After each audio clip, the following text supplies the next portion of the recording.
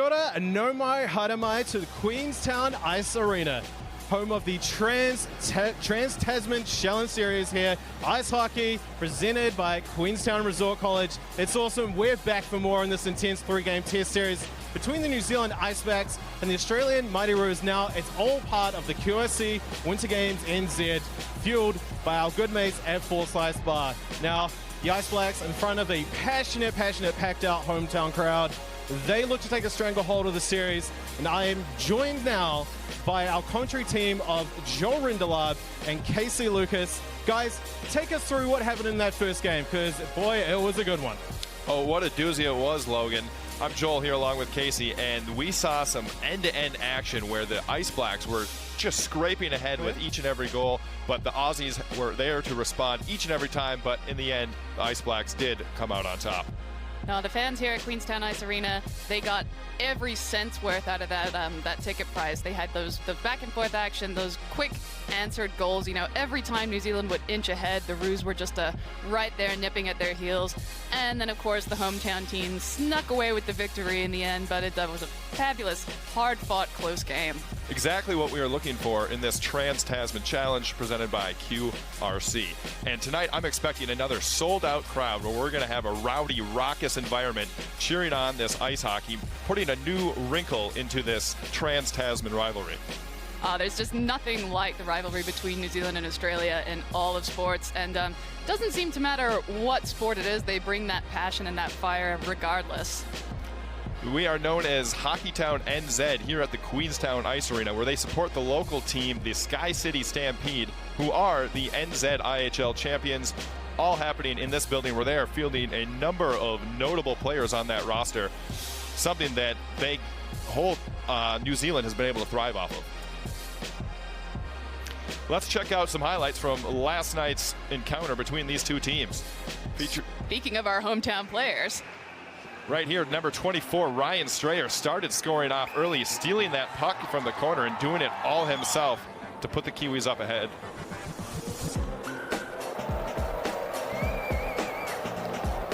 And just right after that, we had a nice pass here by Gavois, number 7, centered towards Dale Harrop. It took him a couple hacks, but he got it in, and this put the Kiwis up 2-0 and starting things strong. Definitely not the start to the game that Australia was anticipating. You could tell that they were just quite shocked.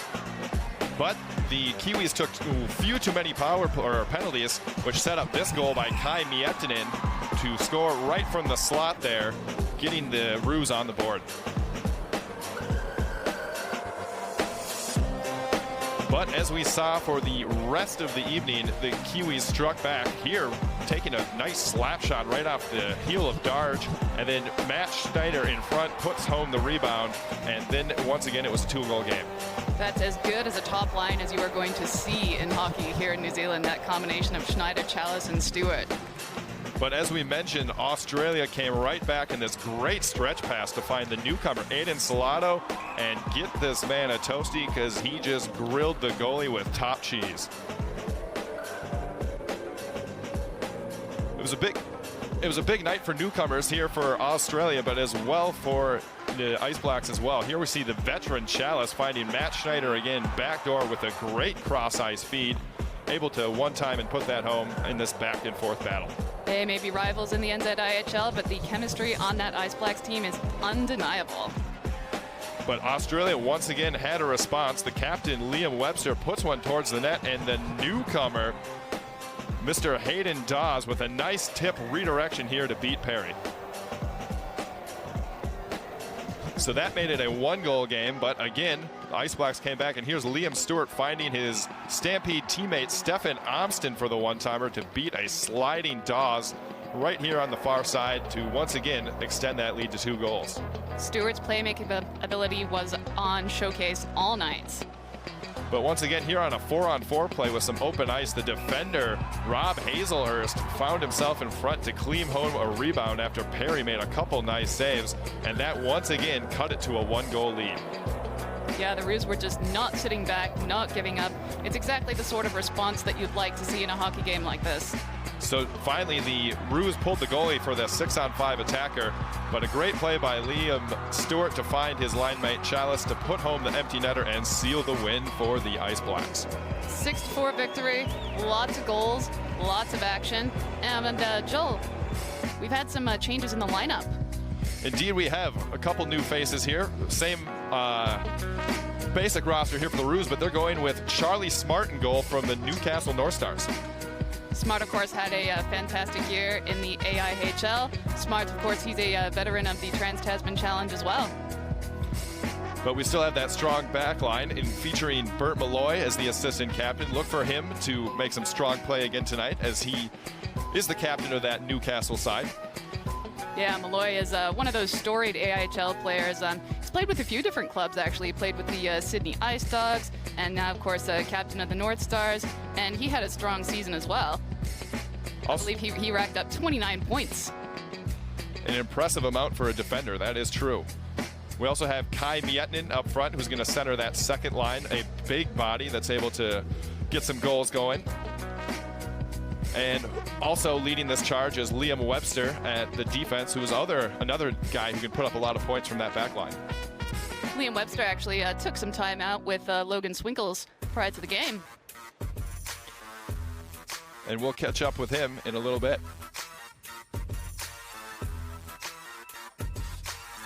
So let's see, Logan, what do you got for us? All right, Liam Webster, captain of the Australian Mighty Roos, going to be looking to tie the series up tonight. Who are you expecting a big game from? Look, everyone really. We can't really afford to have any passengers. It's a fairly small ice surface here in Queenstown, which is not a bad thing, but it just means everyone has to be pulling the same direction. Hopefully we'll get the win. Now, I did a little recce last night, and there was definitely some green and gold in the crowd. How fired up are you to see that, a bunch of your fans actually made that trip to Queenstown to cheer you on? It's awesome. It makes such a difference seeing a few jerseys. There's a couple of family here from a few of the guys. It's really, really good. As much as it's nice scoring a goal and having a crowd go completely quiet, it is nice to get a bit of support there as well. Yeah, I was loud last night, and I'm expecting it again tonight. Now, you haven't had a lot of time to adjust to New Zealand time yet. You had an early start today. You came down to the rink, and you had an awesome little opportunity with you and a few of the Mighty Roos, some of the Ice Blacks. You got to play a little game of hockey with local school kids. Was that a bit of a preview into your future, being a dad yourself? Yeah, well, we'll see if she wants to. My daughter, she's almost 5 months, so a little bit of time to come there. But yeah, absolutely. Look, it's great fun getting on the ice with some kids. It was awesome this morning. They're great fun. We had a bit of a scrimmage. Our team got up, so I took that as a win for the weekend, which we absolutely claim. But yeah, it was fantastic. Now, I saw Daniel Pataki out there. He was teaching the kids how to stick check and really stay tight to your man and remove that space. Is that something you're hoping to see more from tonight with your boys? Yeah, look, shutting down time and space is a big thing. If we can, we can control, as with yesterday, if we can control the middle of the ice, push their offensive guys wide, hopefully we'll have some success. But yeah, taking away time and space is definitely a strategy. And lastly, the Ice Blacks came out swinging last night. How are the Mighty Roos going to respond tonight, do you think? Fast and hard, really. Win the middle, get pucks on net. Hopefully get him past that goalie. He does pretty well. He's been around for a while. He's always been good. But no, just that, as many cliches as you want in hockey, but they all work. They're around for a reason. So we'll have a good one and come out strong. So we can expect to see a fierce Aussie side here tonight, but here's what the Ice Blacks will bring. A couple changes to the lineup. We'll have the goalie Shaba Kirka-Margosh, who is at the West Auckland Admirals, will start in net tonight. We also have in defense Ben Harford making his debut for the Ice Blacks, as well as Andre Kozak, again wearing the black sweater for the first time. Now, Joel, who is your man to watch here for the Ice Blacks tonight? Oh, I got to go with the Stray Cat, number 24, Ryan Strayer. Just a ball of pure energy out there, making things happen. As we saw in that replay from last night, that first goal where he single-handedly made it happen himself. He's got a nose for the puck, and he never quits. Who do you got for tonight? I would actually say Jordan Chalice. He had a big game last night. Well, let's hear what Logan said when he caught up with the captain, Nick Gregg. Nick, game one was a close battle, very intense. The Australians tried to claw it back, but you managed to hold it off. What do you make in the Ice Blacks' defensive efforts so far? I think we had a tremendous effort last night, and there's nothing shy of that tonight. We're going to go out there and lock it down for Chubba and goal tonight, and we're just got to be a bit smarter on the plays for the breakout when we get that puck. And the other side of things, what are you expecting from these Mighty Roos tonight? Nothing short of a lot of aggression, and they're going to bring it to us, no doubt, but we're ready for it, and it's going to be a fantastic game. Now, heading into this, it's kind of a sense of deja vu from the 2018 series, but you had a chance to close it out. How crucial is it that you do it tonight? Yeah, look, we're going for the W no matter what. Every game's a must-win for us, and it's hard to... you've got to forget about last year, and tonight's the only one that matters, so we're just looking for the W tonight. Now, during the NZHL season, you have to face Liam Stewart and his high-flying skills. What's it like to now have him on your team and dishing it out to the opposition? Yeah, he had a stunner of a season, no doubt, in the NZHL, and it's great to have him on the team this year. And he had a stunner last night, a really good Ice Blacks debut, and we're expecting a lot of that tonight as well. So it's really good to have be in the same team as him. So as you can expect, we're going to have a lot of action tonight.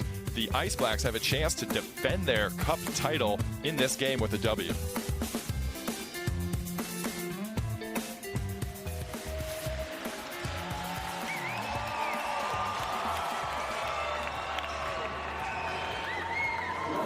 And after the national anthems, we are ready here to play, Casey. What do you expect to see tonight? I expect the Roos to come out, just like Webster said, hard and fast. Logan, do you have any insight from the bench? From the bench, it's rocking here, man. I mean, you take a look for Kahu Joyce tonight. He is wearing a full mask there, wearing the white. He took a bit of a cut last night, bit of a bleed. I guess you call him their team doctor, Sonny. He stitched him up pretty quickly, and he got back out there. But boy, was he fuming. So I know that he spilled some blood, and he's going to be looking to even the score tonight, hopefully with a goal and maybe least of his body. We can only hope, as the hockey player he is, leaves it all on the ice, even some of his own bodily fluids. But we'll see two different goalies tonight. We have a well-experienced Chaba Magos from the West Auckland Admirals, who does have a NZIHL title under his belt in 2018 and also has seen some time with the main squad here for the Ice Blacks. But on the other side, we have a younger Charlie Smart who has limited action. How do you think that's going to affect the game, Casey? Well, if anything, Charlie Smart, he brings a lot of energy to his squad, and he has that he has experience playing with some of these Roos before over in Newcastle, and he's basically he's got that youthful energy, and he never quits. And that's exactly the type of attitude the Roos are going to need tonight. After dropping that first game last night 6-4, they're going to need something big tonight, hopefully with a lot of energy, to keep themselves in this Trans-Tasman Cup challenge. Smart can definitely bring the acrobatic saves if they are demanded of him. Also look for Liam Stewart, number 2 in black, as he had 3 assists last night, and he is a threat to score from anywhere in the offensive zone as well. Yeah, that top line of Stewart, Schneider, and Chalice, we were talking earlier, just the sheer depth of this Ice Blacks lineup, and that top line is one to beat for the record books. Absolutely. You got to imagine that's going to be part of the game plan tonight for the Roos, to stop this top line for the Ice Blacks that put up 4 goals last night in that decisive victory. And we're underway here, period 1 for game 2 of the Trans-Tasman Challenge Cup, presented by Queenstown Resort College. So Liam Stewart brings the puck in the zone there, and a shot right on. First of the night for Charlie Smart, saw it all the way, gloves it, and we are underway here in Queenstown Ice Arena. Stewart, of course, with 21 goals and 12 assists in the 2019 NZIHL season. He can put up the points. He came home with, we said, a whole shelf of trophies. 6 down, boys, that's it. And Matt Schneider there to take the draw. Puck lost by Jamie Woodman for a second there for the Roos. Instead, they'll just clear it out to center. That finds the stick of Miettinen. And now it's played up by the defenseman Woodman, going deep into the zone for the forecheck. He'll meet with Chalice in the far corner before it's played over behind the net. And that's Miettinen. Now a centering feed here is blocked by Schneider as he's there to retreat and help on the defensive unit. And it looks like Hazelhurst now will try to play it deep, and some good possession here from the Roos early. They're definitely working those edges and using them to their advantage. Chalice is able to steal the puck, but then gives it right back. Hazelhurst unable to play it cleanly, and it's back out to center ice. Now Ampson. He'll go to his deep partner, Ollie Hay, as he absorbs a check. And finally, the Ice Blacks are able to get it into the zone. Roos are just going to take a minute here to establish play. Both teams will get some fresh legs out there after a good hard shift from both clubs. And it will be Boyle behind the net. He'll play that one up. And a nice play here by Chris Eden to put some forechecking pressure on. The Canterbury Red Devil is a prolific scorer himself. And now played behind the net. That's Gareth McLeish, who's also new in the lineup, a West Auckland Admiral for the Ice Blacks. And that will be Bremner to dump and chase here, and that's Kieran Webster who takes a hit from Fraser Ellis. But the Roos maintain possession in the offensive zone. There's Virjasov doing some great work behind the net before he dishes it off towards Kieran Webster. Now up to Boyle. Boyle with a long shot. Misdirection. Didn't quite get through to Chaba. And the Ice Blacks are able to gain control and get it out of the zone. There's a lot of traffic on that shot. Great eyes there on Chaba. Kieran Webster there takes a big hit from Ollie Hay, who puts a shoulder into him to seal him from the puck. And the bodies are starting to fly a little bit here in the first. And we've got some timber down there on the floor as well. There's a shot right on, and Chaba Magos sucks that one up, and no rebound opportunity for the Roos. Both goalies seen a little bit of action here. Nothing too challenging as of late, as both teams are still trying to get into it here in the first. Down black. Yeah, so we just watch them line them up. Oh, that was outstanding. I'm really hoping I see that on Smashed and Bro this week. Big hit indeed there by Ollie Hay. Now a turnover here, and here's the Roos the other way. Sharp angle shot, and it gets through and a goal. The Australian Mighty Roos strike first to give them a one-goal game, and it's McKenzie who puts it home from a sharp angle. Great eyes there on Patrick Naden as well, just charging there towards the net. He saw that the puck was loose behind Magos, and he just sailed on in there. Yeah, you just got to go for that loose puck when you can. You learn that from watching the Mighty Ducks movies when you're a young kid, when you're down here. That's how a lot of us get into this game. And Patrick Naden, Newcastle North Stars, gets the first goal right up there early for the Aussies. So Naden puts the Aussies up, and that's exactly what they needed after the opposite happened to them last night on a play by Strayer. But a great, great play by McKenzie there to steal the puck and get a shot through from a sharp angle, making something happen for the Roos. And we're going to walk the puck all the way back down into the Ice Blacks end for a face-off here. So it'll be a face-off to the left of Chaba, and it will be Atwell to take the draw against Virjasov. Virjasov gains control right off the face-off, and then that's Kahu Joyce who is pressuring him with that new cage. Centering feed here is all alone and open, but some good defensive work there by the Ice Blacks. Quick thinking sticks, getting him out of the danger zone. And now it's Manwaring doing some work on the offensive zone. Manwaring, another first-timer here for the national team in the Roos. They've got some good effort and some good work by some newbies for the Roos. And there's a shot right on that's gloved by Chaba. Magos definitely getting a bit of a workout here in the early minutes. I would say it's a bit of a tempo change from last night, Joel. At least to start, that's for sure. As the Ice Blacks jumped out early last night before holding off that attack from the Roos for the rest of the game, but it appears it's all Roos early here in the second test. Off the faceoff, that's Hazelhurst as he's pressured by Liam Stewart. He'll just grab it out of midair and give it to himself, and the Ice Blacks are up the other way. This is the potent top line for the Ice Blacks, where they rely on a lot of their offense. So let's see if they can get something going here for New Zealand. It's Wahibi Darj who's able to keep that play in, and it'll be Liam Stewart again behind the net. Stewart skates away from one defender to buy some time as the Ice Blacks try to set back up in their own zone. Now up to Chalice. Chalice with plenty of time. He tries to go cross ice, but that goes right into the skate of Miettinen. And you'll have to give it over to Amston who finds Schneider. Now a little bit of fancy pass here, and we're the other way. Schneider with a long shot. He shoots, he scores! Matt Schneider buries it glove side, and it is a tie game. The fans here in Queenstown Ice Arena have seen that one before. That might be giving them a little bit of deja vu. That is a classic Matt Schneider goal.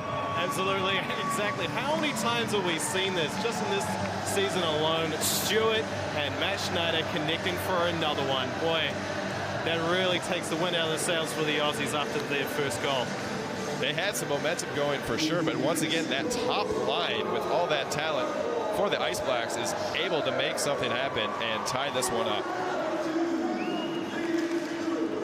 So it'll be Ellis to take the draw as we are 1-1, just over 4 minutes into the game, and we've already seen a pair of goals.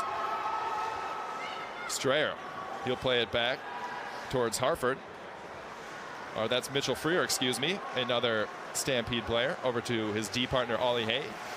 He'll churn off a defender and then do another spinner-orama and try to get through another player, but Kieran Webster said none of that, and it's Bremner the other way.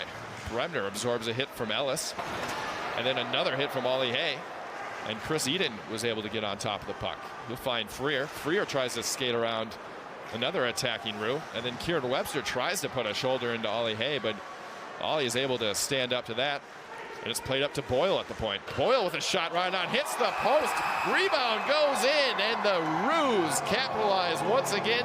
It's a 2-1 game. Once again, we have that long shot through distance and a loose puck lurking around in the feet of the goaltender, and this time it was Jonathan Bremner who was able to pick up the trash and neatly tuck it in. Of course, Jonathan Bremner, previously from the Perth Thunder, now made the trip down to Melbourne with the AIHL. Bit of a sneaky one there. I think Ryan Strayer was trying to block the shot and perhaps just didn't quite make it. Unfortunate for the Ice Blacks. Aussies are back up ahead. A little bit of back and forth action that is reminiscent of last night's game, and we'll see if that can continue here as we are getting goals early and goals often.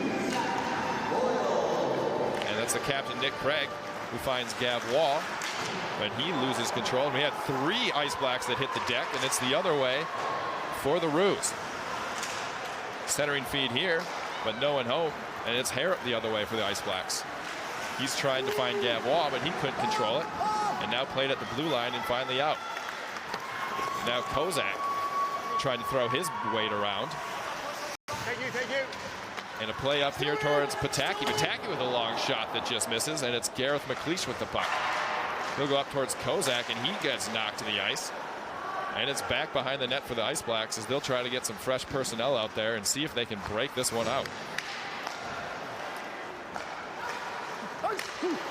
And then a turnover here, and it's Nick Craig who's just going to softly float it into the zone. There will be no icing here as 2 players are in the vicinity. A turnover here. Atwell from a sharp angle hits the side of the net, and he's going to work in the corner.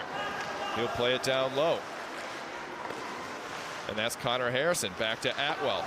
Atwell evades one defender as he's going back and forth here with Harrison, trying to make something happen. And then played up to the point, it's Jackson Lane, and he'll just throw it into the far corner, where it's Chris Eden who plays it down low. And then finally up and out of the zone, and it's a race for the puck. As Nadine was pushing Jackson Lane, but Lane was the first man there. And the top line for the Ice Blacks back out there with Matt Schneider. No!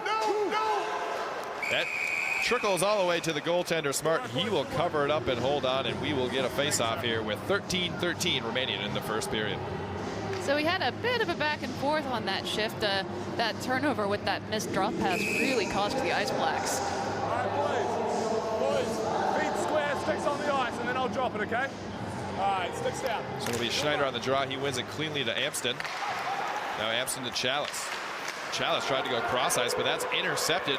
And now Miettinen the other way. Miettinen trying to find Darge, but a good play by Chalice to back check and break that one up. Defended well there by Chalice and Amston both. When Miettinen is streaking, there is not much on this rink that can stop him. Thank you. So 2-1 here with 13:01 to play in the opening period. It'll be Dawes who takes the draw against Schneider. Good work. And that's played behind the net. And Miettinen throws the body around on Harford, but not before he's able to get the puck towards Liam Stewart. who's unable to play it cleanly, and it's back out towards Hazelhurst in his own zone. Hazelhurst goes across the ice to his D partner, Jamie Woodman, both of the Perth Thunder. And now played up in a shot attempt there by the Roos, but Matt Schneider is able to get in front of that. And then in the far corner, he's evading Darge. And the Ice Blacks will try to break out on the near side. And that's intercepted by Dawes. Now Dawes with a sharp angle shot goes through everything. Over the near side, it's Miettinen trying to keep it in, but instead it's played out to center ice. Excellent pressure here by the Roos, tilting that ice in favor of the offensive zone. Now Ellis trying to get some speed, but his pocket's picked by Virasov. Now Virasov with some good control on the near wall. He'll try to play it down low. As it's Bremner doing work. Now on the near side, finally played by Strayer. And McLeish will get it. But Webster on his back, and then finally stolen by him from Virasov. Now it's the Roos the other way. Kieran Webster was trying to give it right back to Virasov, but he had stopped skating and was unable to get a shot off. But still control here for the Roos. There's a shot attempt by Liam Webster that misses everything. And then Strayer, in a bit of a panic, will just throw it off the wall straight into the ceiling, and we will get a whistle. Bit of a panic is accurately describing the Ice Blacks breakout at the moment. Not a lot of crisp passes as they are feeling some serious pressure here from the Roos. So this is exactly what Australia was looking for in this second game. You can see that they have changed up their approach. They're playing a much more aggressive forechecking game than they were yesterday. So it'll be Newmark to take the draw for the Roos. And it's played to Ollie Hay. Ollie Hay, the fleet-footed defenseman, will skate it himself into the zone, and they come in offside as the player was entering the zone before the puck did, so we will get that whistle and the face-off just outside the blue line. Finally, something that's familiar for all those first-time hockey watchers who are used to watching rugby. So it'll be Harrop to take the draw for the Ice Blacks, and he wins it. Played in behind the net, forcing Smart to make a play on the puck, and he'll leave it there for Webster. Webster with a nice pass up towards Darge. Now played by the Ice Blacks to center ice. Eyes up behind. And finally to retreat, it's Webster again. He'll find Newmark. Newmark into the zone. Tries to evade Ollie Hay, but is unable to carry the puck with him. And the Ice Blacks will just throw it to center ice for Gav Wall. Now Gav Wall will try to go cross ice, but that's broken up nicely. And it's the Roos with Newmark. He's stopped abruptly at the line. Will throw it in on goal, but we will have an offside as one of his players was into the zone, and a face-off will go all the way down. And the Ice Blacks are going to get some fresh legs out there as well. We've got Connor Harrison, Michael Atwell. And I believe that's Robin Bortanoff. There's a shot from Bortanoff right on, but Smart sees that all the way, so he'll glove it for the whistle. Quick reflexes there on Smart. He has not had to do a whole lot of work this period. All right, boys, same again, 6 on the ice. Not so far. So Miettinen will get it. He'll play it up the wall. Now looking for Manmore and into the zone, and once again we are offside. Thank you. Things are looking just a little bit jittery for both teams through the neutral zone at the moment. Definitely a little sloppy on some of these passes and entry into the zone. So we'll see if they can clean it up here with the first line back out there for the Ice Blacks. So it'll be Schneider on the draw as he will go up against Dawes. Two of the taller players on the ice surface going at it. Now played into the zone. It'll be Amston. Amston was trying for a breakout pass and is finally able to get to Schneider, who leaves it for Stewart.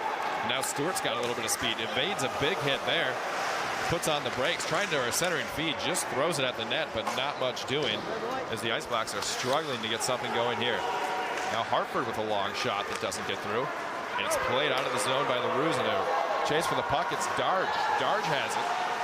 Gets around one defender, but is unable to evade Amston, who made a nice skate save on that. And able to play it up, but not out, as Hazelhurst is there to play it back towards Darge.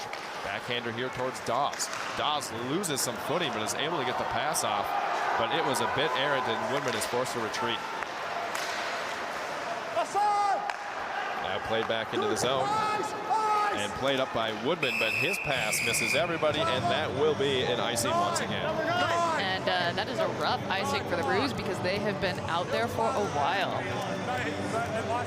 So with the icing call, the Roos will not be able to get a fresh set of personnel out there, and we have an opportunity here for the Ice Blacks in the offensive zone to maybe get some pressure mounted. So it'll be Ellis to take the draw for the Ice Blacks. He'll be going up against Dawes. And he wins it cleanly right to himself, but not much help there as Eden is taken off the puck by Woodman. And now Woodman has it. He'll just try to throw it off the wall, and this could be another icing, but that is waved off as it did make contact with an Ice Black player. So fresh legs will be out there for the Roos. And Strayer for the Ice Blacks, trying to make something happen, but instead throws it right to Webster, and Webster with a shot from a sharp angle, and once again, Chaba is tested. Kieran Webster is one of the most dangerous players on this Roos lineup. He is, this is his 15th game, I believe, for the Roos, 21 goals in the AIHL this year. Yeah, put up a solid season for the Perth Thunder, and he's just a young guy, only 22 years young, with those 42 points on 21 goals last season in the AIHL. So here's Freer now, and he'll just softly float it to center ice looking for Kozak. Kozak's able to get control on that. He's got some options here. Centering feed there to goal. Benjamin Gavois from Kozak, and we have a 2-2 game. That was just, Kozak had all the time in the world. He was just drifting in, gentle as a cloud, and as soon as that passing lane was open, he sniped it through. Yeah, what did I say in game one? Watch out for Benjamin Gavois, as Joel likes to say. Bit of a rough year with the Adelaide Adrenaline AIHL, not winning a game, but he still enjoyed his hockey there. He'll be loving being back home and putting one on for the board, the Ice Blacks. And a great play there by Andre Kozak, making his debut for the Black Shirts, and a great assist putting him on the score sheet, whereas he has played the last 4 years for the Botany Swarm, a Czech native finally getting his chance with the national team.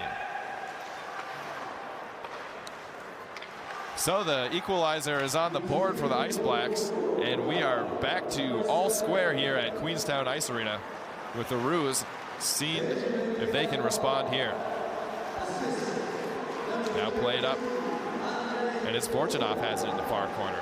He tries to avoid McKenzie and gets it over to Jackson Lane, over to Harrison. Harrison was looking for Atwell, but that's intercepted by Naden. And then over to Kahu Joyce with the cage tonight. Finally up and out of the zone, but Boyle steps up to break that up. And then finally played in by the Ice Blacks. And they'll get a partial change here. On the far side, long pass here was looking for Miettinen, but that was about waist high, so he couldn't do much with it, and it will be an icing as it travels the length of the ice. And the Ice Blacks have that top line out again. This is the most dangerous unit for either side, I would say, with some serious talent on the ice. Matt Schneider, a former NHL draft pick, and then Liam Stewart, who was the leading goal scorer in the NZIHL by a large margin. And that's Liam Stewart with the puck now. He's looking cross ice towards Matt Schneider. Schneider with some pressure here, forcing Liam Stewart to put it up the wall, and it goes right to Amston, who puts one on. But once again, Charlie Smart will glove that out of midair, and we will get a whistle. Now you'll notice the Ice Blacks had Schneider lurking far down low in the slot. That is a move that you saw time after time with the Sky City Stampede here in Queenstown Ice Arena. That potent combination of Matt Schneider and Braden Lee. So Woodman will get it for the Roos onto the near side, and they're up and out of the zone. And it's Miettinen who's trying to fend off Stewart, and it's played down low. A little bit of time here for the Ice Blacks with a soft forecheck. And some time for Jackson Lane, so he'll skate it himself. Or that's Ben Harford, excuse me. But Darge controls the puck now. Miettinen now back on the other side. A big save by Chaba. And some great puck movement there by the Roos, but unable to convert as Chaba is able to move side to side. Now Darge has it for the Roos. He's got some speed into the zone. Centering feed there and a chance, but nothing doing. But the Roos maintain possession, and we get a whistle as the net has come loose. That was a gorgeous setup there for the Roos. A couple of good entries for them, actually. And a very fortunate whistle there, because it looks like the Roos had some serious pressure. They're doing a good job at the moment of peppering those outside shots and then just sort of slowly drawing in, orbiting in closer and closer. That was a big save by Shaba, too. It looked like it almost went off the knob of his stick, moving side to side. So big save there by Shaba to keep this a tie game. As there's another opportunity, and this is some confusion in front as a puck looks like it may have found the back of the net. Oh, here it is. It looked to me like the puck might have actually bobbled up and onto the top of the net. Let's go to replay. Indeed it did. That's a great eye, Casey. You see Gareth McLeish there, the wizard with the beard. He was trying to cover it up and be like, nope, not this time, guys. Not this time. So a fortunate bounce for the Ice Blacks to keep that out of the net, but still onto the net. A peculiar situation, but they will take it nonetheless. So Nick Craig in the far side. Played down toward Virjasov. And there's another shot right on Chaba. Rebound still loose, and he's finally able to hold on. So the Roos are able to get some pressure here, and these shots are generating some rebounds and some dangerous opportunities in front. Well, their point men have a pretty hard shots at the moment. You've got the big cannon on Virjasov. And you also have Liam Webster, who has an absolute missile himself. So Webster, of course, got a goal with that one yesterday. definitely some players to watch out for here on the Roos. There's a quick shot, but that's deflected in the near corner. And it's Pataki who tries to throw one towards the net. No one home, so it's just Gav Wall with some time. He'll go up the ice. That's knocked out of midair by Kozak, but it goes right to Pataki. Pataki with an errant pass. And then a second errant pass, and Harrop will just throw that back into the zone for the Ice Blacks. And now Bert Malloy gets it. He goes to the far side. And a missed pass once again here as Ollie Hay will get it and throw it off the glass. And now the Gavois in the zone. He puts a shot right on. Rebound still loose, but then Charlie Smart will cover it up as Gavois hits the deck trying to crash that net. No, that was just a great puck sense there by Gavois. That's something that we have seen from him year after year in the NZIHL. But it's all smiles here as both teams are playing hard. Looks like he just lost control of his footing there and smiles all around. Well, I hear ice is pretty slippery, Joel. That is what I have been told by the experts here at Queenstown Ice Arena. And once again, the puck is thrown all the way down, so we will get an icing and a face-off back in the Roos end. Good opportunity here for the Ice Blacks. Expect them to try and execute one of those fancy quick shot set plays, I would imagine. So it'll be Atwall to take the draw. Wins it cleanly back towards Lane. He had some pressure from Manwarren, so he'll just throw it behind the net. But nobody home, and it's played out of the zone. That pass is broken up by the Roos, thrown in, where it's Joyce to chase. We leave it for his D partner Lane. He's trying to avoid Manwarren. He's able to get it up to the line, but Webster's there to keep it in just momentarily, and it squirts back out. Virjasov with some fancy stick work there, but not able to get much doing.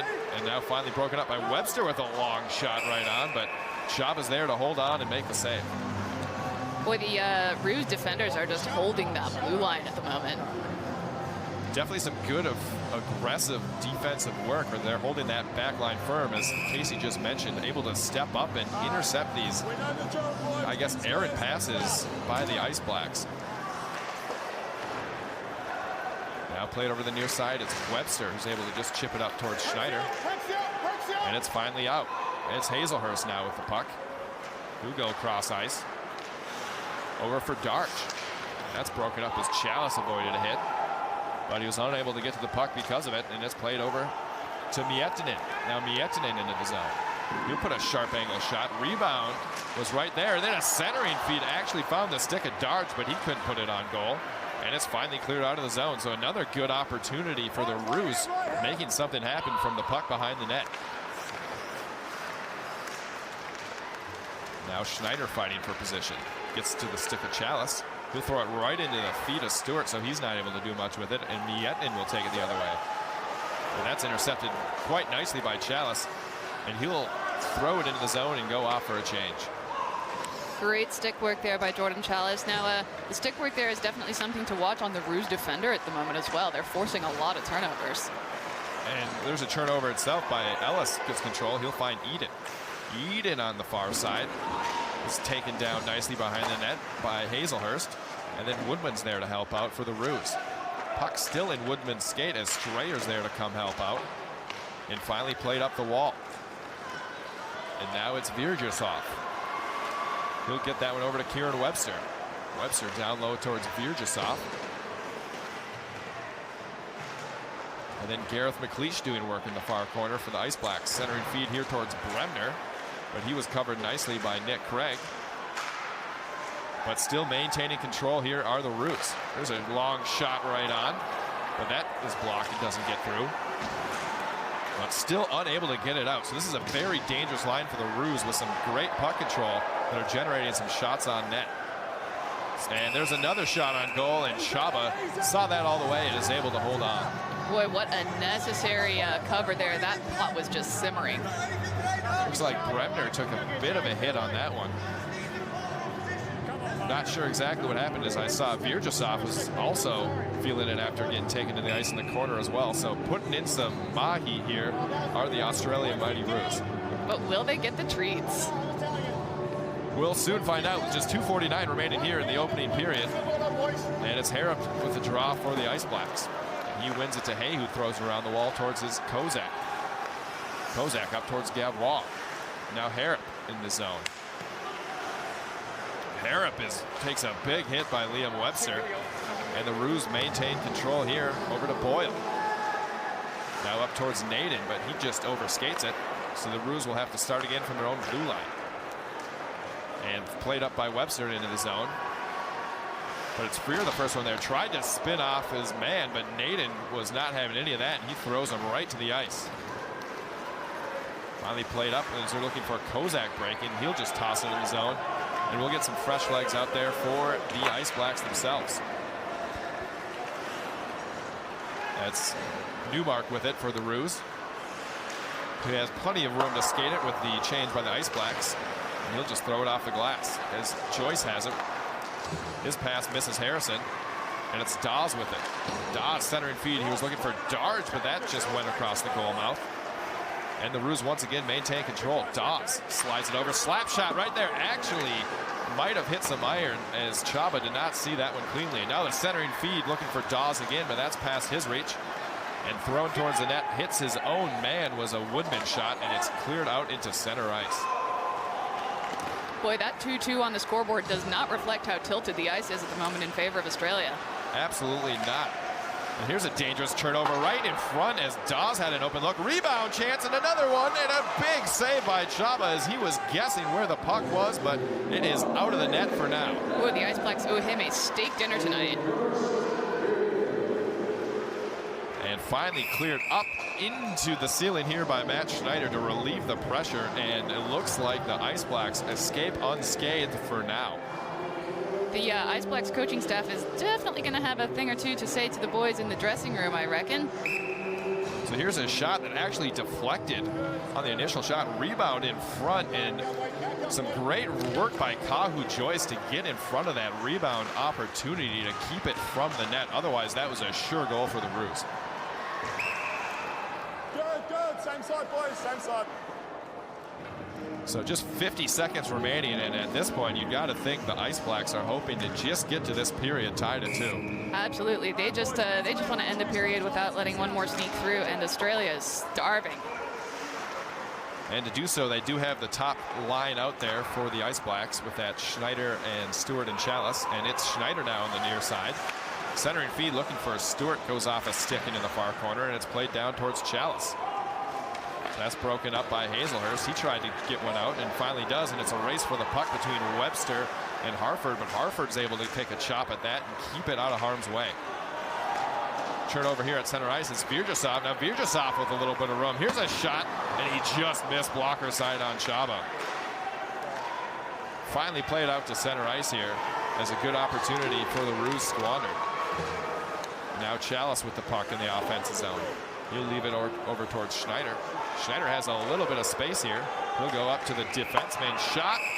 That misses everything, and that will do it for our first period of action. After one period, it's 2-2. Ice Blacks and Roos all knotted up. The Roos just absolutely slammed that pedal down. They were standing on the throat there at the Ice Blacks for a bit there, Joel. Absolutely. They are taking control of this game, but the Ice Blacks have been opportunistic, much as they have been for the last game as well, getting goals and making things happen when it counts. Well, it only takes one play to get a goal on the scoreboard, regardless of how many chances you get. That is oh so true, and something that the Roos will probably have to discuss to try to limit those turnovers and those odd man opportunities, especially with that coverage in front. But you have to imagine that they are pretty happy about the way they played in the first there, maintaining puck control, making things happen. And it seemed like when they were throwing the pucks at net, there were a few good opportunities where they could have expanded this lead a little bit further. Absolutely. They responded well to the strategies that the Ice Blacks were employing yesterday. So let's get a recap of what we saw from this 2-2 first period. So it started early with the power of the Roos, a sharp angle shot that somehow squeaked through Chaba that Pat Naden was able to slam home. Now, those loose puck goals are something that you've seen both teams really pounce on this series. And Naden in good position there to just give the 1-2 taparoo. And the Roos were up early. New Zealand was able to respond, though, in the first line here for the Ice Blacks as Schneider put one home from distance, and you got to imagine that's what he liked to see from the homeboy. A spicy one for the hometown crowd. Smart may have been a little bit off his angle there as he was just coming into the game fresh, but Australia was able to respond with some great work in front. That initial shot from Boyle had enough on it to just blast past the goaltender there, and Bremner was able to pick up the trash. Yeah, great hand-eye coordination by Bremner to almost bat that out of midair as it came out, where Chaba had no chance on that rebound. But once again, as we've seen all series long, the Ice Blacks storm back with a great feed to Kozak here to find Gavois. Backdoor is able to beat the defender to the spot and tap home an easy one. That was a gorgeous goal. Bit of a toe drag there, taking his time, and bam. So it was 2-2 after one period of play and some back and forth action. And there is a lot of weird chances too as the Roos were coming hard towards the net here where the puck just popped right over Chaba's shoulder and landed right on top. Yeah, if this is your first time watching ice hockey, for the record, you cannot pick it up and pop it back on the ice once that's happened. But the Australia were buzzing in the offensive zone, throwing the puck towards the net, and they were looking at a lot of opportunities. As we saw here, where Kahu Joyce, number 11, actually got in front of that shot, which was an open net opportunity for Dawes. So the Australia Roos will try to keep that momentum going forward. Well, there you have it, guys. As you said, very tight so far, a lot tighter than last night in Game 1 here at Winter Games. I'm joined now by Ice Blacks head coach Anatoly Korozov. What do you make of that first period? Well, I mean, it's different day, different game. Obviously, everyone wants to win, and we started probably not the way we wanted to start, but we managed to get it back, so it's 0-0 game. Now, of course, we've seen Benji Gavois and Matt Schneider take a goal each. How do you think they've gone so far? Well, they're doing right. I mean, all lines doing okay. We defensively should be playing a little bit more responsibly, but offensively, we got 2 goals a period, which is damn good. Now, of course, last night, Rick Perry took away the MVP after an outstanding performance in net. Tonight, you've got Chaba Margosh with the West Auckland Admirals. We know them quite well. You know them quite well. How do you think he's going in net? What do you think he's got to do to really shut these Aussies out? Well, I mean, he hasn't been playing for a while too, so, but, I mean, we give him a chance. He's doing right. I mean, as long as he stops 90%, I'll be happy. And then as far as these Australians go, I mean, they've been pretty physical. We've seen somebody's been thrown around. I've seen Daniel Bataki trying to line a couple of guys out. How are you responding to that? Well, the ice hockey is a physical game, so that's how it's meant to be. We just need to take it and play. And then I know you guys like to play There's physical, but I know the Ice Blacks like to play speed and a bit of skill. Is that how you're going to try and beat them tonight? Yeah, absolutely. I mean, we want to have possession of the puck because I mean, as long as we're in the puck, they cannot score on us. So that's a plan. But Aussies obviously have their plan. Awesome. Well, thanks so much, Anatoly. All the best for the rest of the game. Thank you. And now, there's still 2 periods to play down here at Queenstown Ice Arena. Part of the Trans-Tasman Challenge series presented by Queenstown Resort College. We'll be back shortly with more from the games.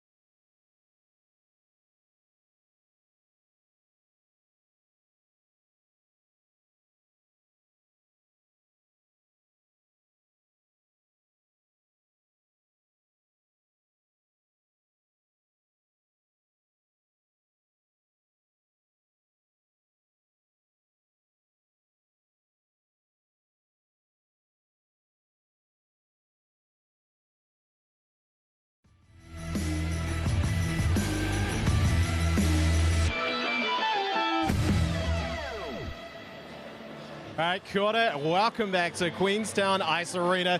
We're here at first intermission with the New Zealand Ice Blacks and Australian Mighty Roos tied up 2-2. It's been a pretty tight affair so far, as the Australians are definitely looking to claw the series back and tie it up. So we have a crucial Game 3 tomorrow night, again on Sky Sport 9 and streaming on Sky Sport Now. Now, this isn't the only hockey we have here in Queenstown. We're actually coming to the end of a pretty long season. A lot of these guys in these Ice Blacks, they've been going since the start of April, where they reconvened in Vail, Colorado for a training camp, and then they had their World Champs for the HHF in Mexico City.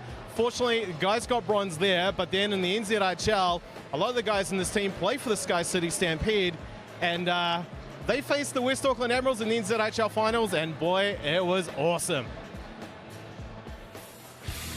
With the Sky City Stampede winning Game 1 of the NZHL finals 8-4 on the road, the West Auckland Admirals were faced with the improbable task of coming into Queenstown needing 2 wins to defend their title. Starting duties fell to New Zealand under-18 goalie Finlay Forbes for the Admirals, with their usual starter suspended. And the youngster was up to the task early on, making key saves. Forcing the Admirals into it. Here's a chance for Strayer. Strayer on the... Another great workout by Forbes. Strayer is so disappointed.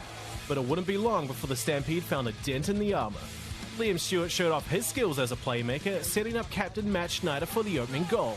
And then Brian Dunford on the power play, putting the home side up 2-0, heading into the first intermission. Great cycling by that Stampede team, and great actual opportunities. Stewart with it now. Back to Dunford. Dunford takes a shot. Scores! Connor Harrison looked to set the tone early in the second period with a 3-on-1 scoring chance, beating Forbes with a well-placed wrist shot to extend the Stampede's lead to 3. Shot scores! Connor Harrison, hometown boy, puts number 3 on the board. But with Dunford heading to the penalty box for hooking 2 minutes later, the Admirals were looking for a way back into the game. Tamas Lede searches for the open man and finds captain Justin Daigle. Lede skates it in, cross ice to Daigle. Daigle shot, scores! Woof, Murray was quite badly screened on that. He did not even see that. Lachlan Freer answered back shortly after to restore the Stampede's 3-goal advantage before Stewart struck again, this time on the penalty kill using Daigle to sneak one short-handed. And Stewart with it now. Stewart slowing things down. He's got Snyder. Across to Stewart. Snyder. Scores! Oh my gosh! What a rail around! Fast forward to the closing minutes and the Admirals are down 6-2. But with the season all but done, tensions boiled over between the two rivals, giving the fans something a little extra to cheer about. Harrison takes a massive hit, and that is going to ignite things down there in the near pocket. The Stampede would go on to sweep the series and reclaim the Virgil Cup for the 4th time in 5 seasons, further cementing their place as the NZHL's most successful team.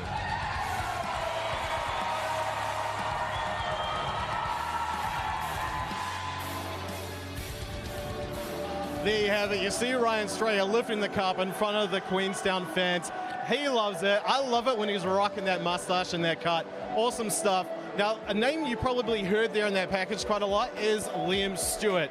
The name might be familiar because of his famous appearance, but he's a lot more than that. I caught up with him earlier to see how he's finding his first time with the Ice Blacks.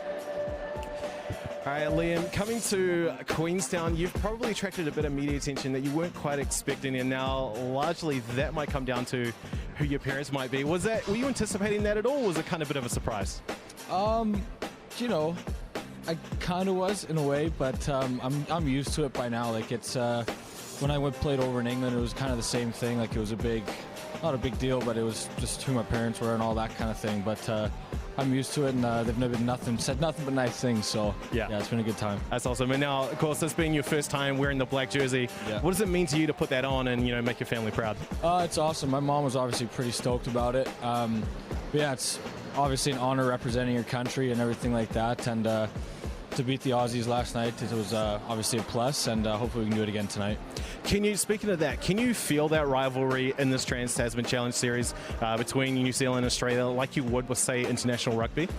Yeah, for sure. I think it was 5 seconds into the game last night, there was a big hit thrown, and you could just tell guys want to take each other's heads off. Yeah. It cooled down a little bit up until the third, and then, but yeah, you definitely feel it, and it's awesome to see.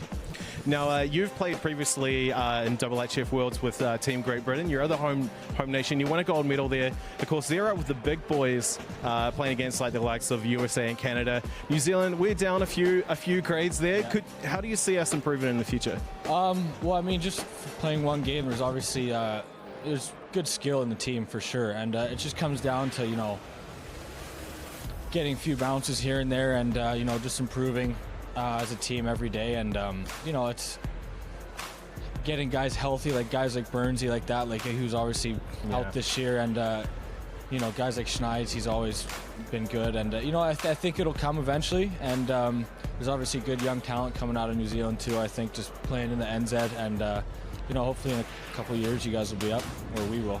Cool. Well, just quickly, last question. You know, you've been playing in Queenstown with the Sky City Stampede. You lifted the Virgil Cup. What was that like to do it in front of these fans? It was awesome. Nothing but good things to say about the fans. You know, they were loud every game, and obviously to win our first year coming down here was a plus. And you know, hopefully, if I come back next year, we can do it again. Cool. Good. Welcome back to Queenstown Ice Arena. I'm Joel Rindelop. Joining me is Casey Lucas. After one period of action, it is all tied up 2-2 between the Ice Blacks of New Zealand and the Australia Mighty Roos. So Casey, what are we looking forward to in these next two periods? Well, that 2-2 on the scoreboard does not tell the full story. Australia has been absolutely dominant on possession. They are doing a fantastic job of stalling the Ice Blacks on the blue line, and they're really dominating play through the neutral zone as well. That is very true. The Ice Blacks are going to have to try to break up some of that great possession that the Roos have been able to maintain in that offensive zone, and hopefully get some little bit more production out of that top line featuring Liam Stewart. Yeah, that Roos blue line, the way they are holding the neutral zone at the moment, it's kind of forcing the Ice Blacks to play a dump and chase game, and that is not their strong suit. They do have some speed on their side, but of course, trying to crack that tough defensive unit, because all of these Roos defenders have some great offensive skills, some great hands, and are able to move that puck quickly and break out of the zone clean. And of course, hockey is a physical game. Australia overall, I did do the math, slightly bigger. Slightly bigger. And I'm not talking about the landmass. Good to know. Good to know. The Australian side did actually bring a little bit more height this time around, as opposed to last year, where they were kind of bullied a little bit on the ice by some of these Ice Blacks players who are used to playing a more physical style of ice hockey. So a little bit more size on the Australian side. Of course, here in the NZIHL, we do play with double IHF rules, but we get these import players coming down from North America, and they can sometimes bring a sort of more North American style of hockey with them. You definitely see these Sky City Stampede develop that over the years. You saw quite a bit of that coming up with the West Auckland Admirals the last few years as well.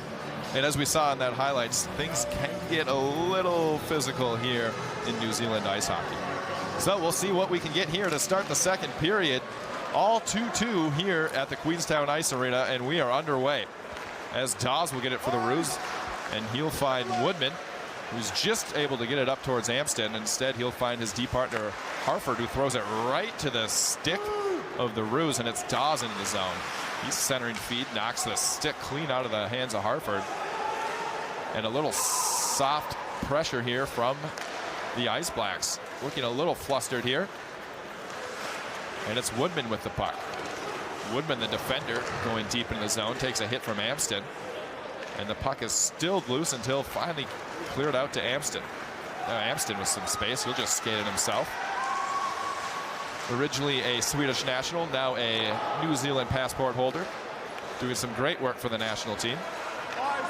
And here's Gareth McLeish, the West Auckland Admiral, will toss it into the zone. And a little dump and chase action here for the Ice Blacks. Woodman has it. He'll try to play it up. Unable to play it cleanly, and it goes right to McLeish, the defender.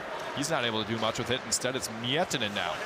Miettinen on the far side will put on the brakes and play it down low towards Hazelhurst, who's on the forecheck here. And over to Kieran Webster. Another dangerous Perth Thunder member that helped bring their team within one game of a title in Australia. There's a one-time shot. But that couldn't quite get through, and now it's the Ice Blacks transitioning the other with Strayer and some speed. He's the first one to find the puck. Trying to find a defender there, but both Ice Blacks were on a change, and instead it'll come out of the zone. Now to the far side, it's Boyle. He'll throw that one all the way down, but it was tipped and no icing here. And it played around the wall and out. As it's Gav Wall with the puck. His cross ice pass is intercepted by Webster, and now it's Virjasov the other way. Gav Wall is able to collect that, and it looks like we may have had a delayed call there, but it was just for a penalty that will be assessed here, so we'll tune in to see what happened behind the play.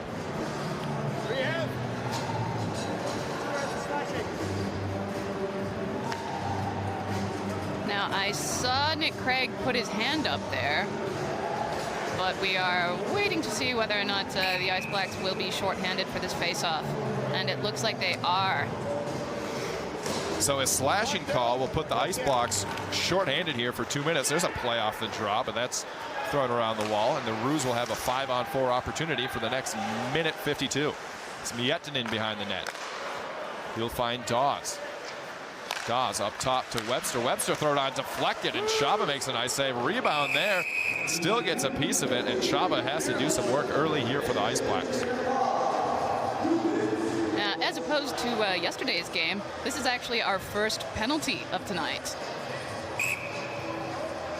Last night saw several penalties by the Ice Blacks early, and that's exactly how the Roos got their first goal, was on the power play. So let's see if they can convert once again, as they have a lot of weapons to work with that man advantage.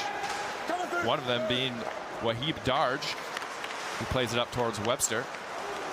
And Webster back to Darge. Darge and Webster with a little action here. There's a shot right on, and Chaba makes a skate save, but Darge is the first one there. He breaks towards the net, puts it on, and another save by Chaba. Now puck's behind the net. Cleared up and finally out, and Liam Stewart will get control of it. Short-handed here, but his pocket's picked by Darge, and then he'll go cross ice, and now the Roos have some speed into the zone. Stewart seems to be everywhere there. He skates back to break that one up, send it down, and some fresh legs out there for the Ice Blacks. And it'll be Virjasov with the puck. He'll skate into the zone. Play it up top, but just missed his man. So a lucky break there for the Ice Blacks, as the Roos cleared all the way down the length of the ice themselves. Here's a turnover opportunity. 2 on low, down low. Strayer tried to go blocker side, but he is mad at himself there, as he had a lot of net to shoot with. Now the other way, it's Virjasov. Virjasov stops on the near wall, trying for a centering feed, but that's broken up nicely by McLeish, and he'll send it the length of the ice. You can definitely tell the difference that Gareth McLeish is making on defense for the Ice Blacks tonight. Here's a long pass for the Roos, trying for the offensive zone. Now Virjasov trying to get some work done. And it's played up to the point. Down low, Bert Malloy. And back to Malloy up at the blue line. And we are back to even strength. Malloy has it now. Here finds Virjasov, but a sliding Kozak is able to block that. So some good work there by the fresh face of the black jersey. Now Kozak has it again. He'll just throw it the length of the ice, but I don't think he realized that it was 5-on-5 hockey. Lucky for him, the goaltender played it to wave off that icing.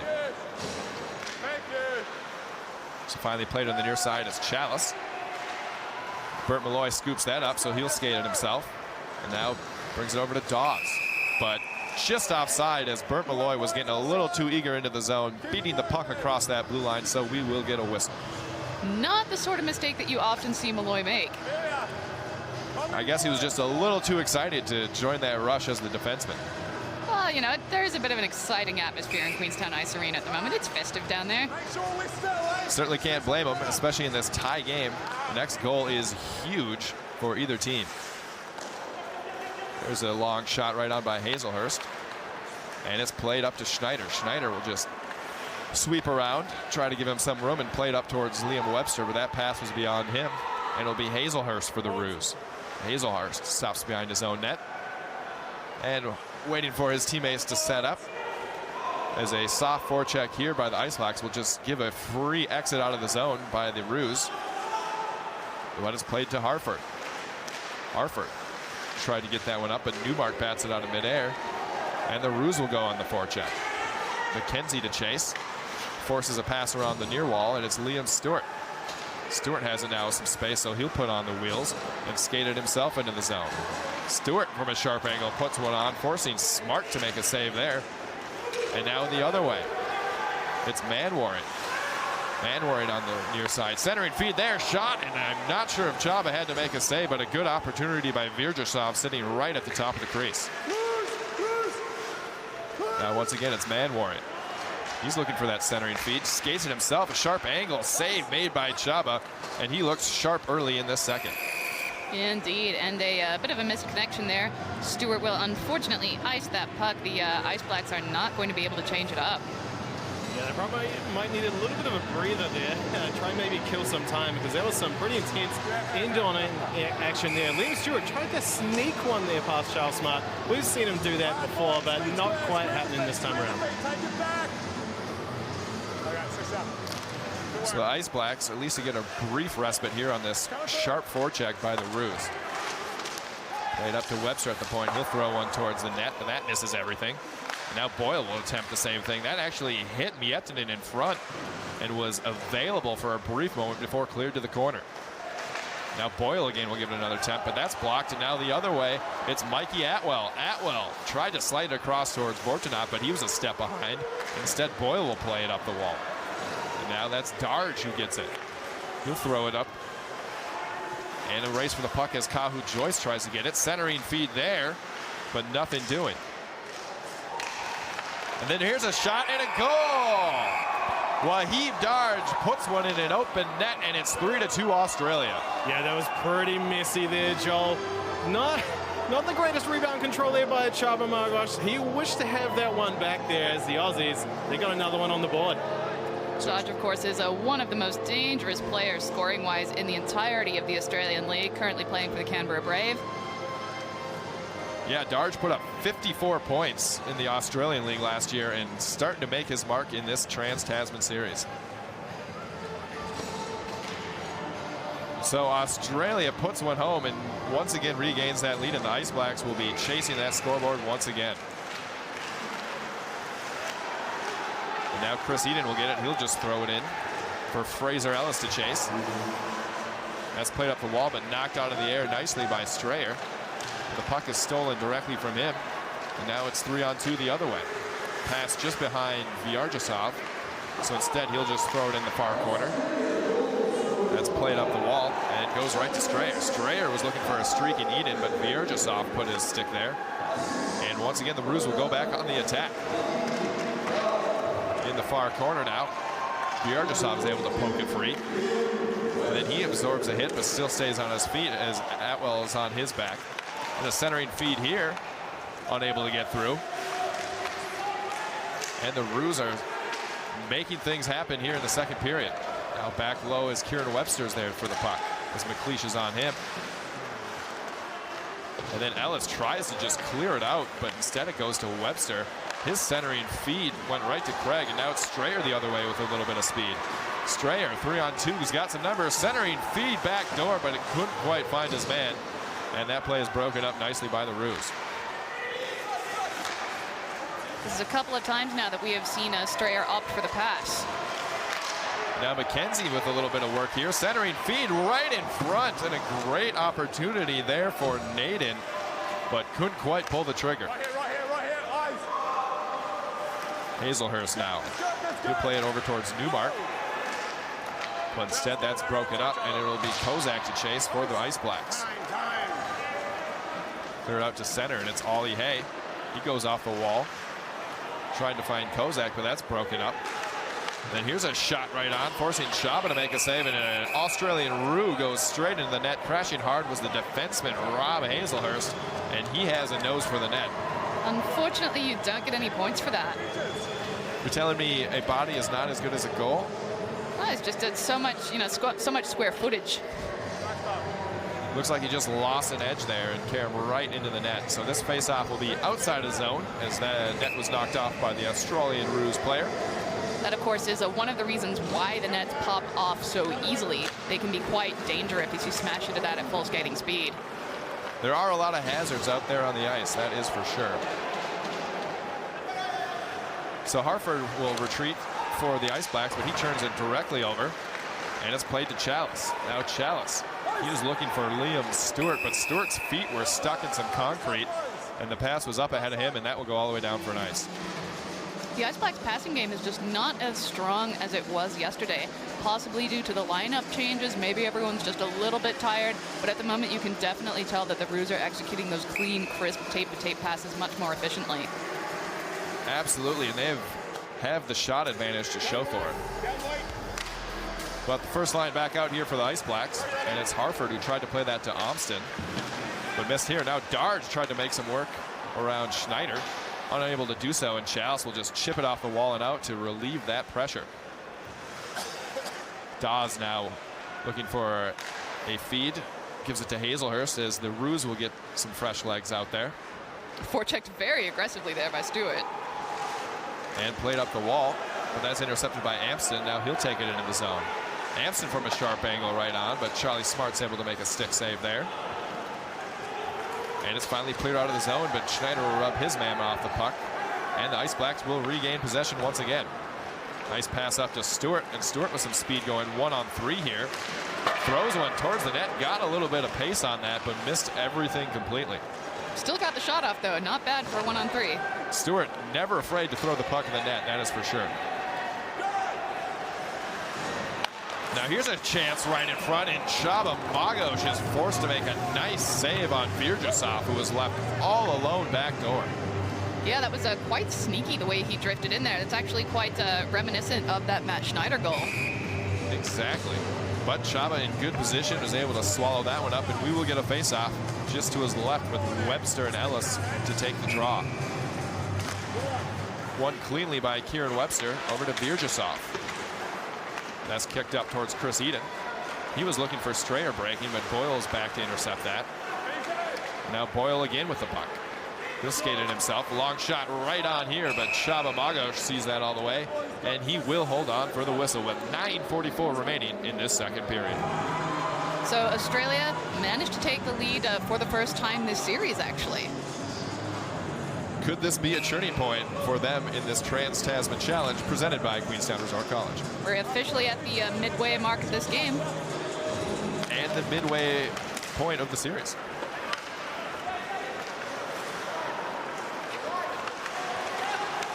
So now Ollie Hay with the puck. He tries to get it out of the zone. But McKenzie doing a great job on the forecheck with some help from Naden.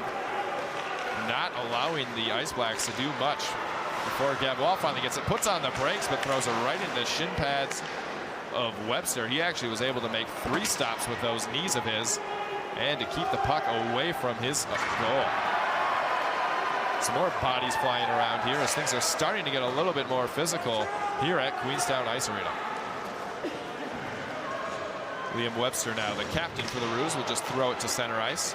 It goes off the stick at Jackson Lane and finds Vortinov. Vortinov centering feed here. He was looking for Harrison, but unable to get it to him.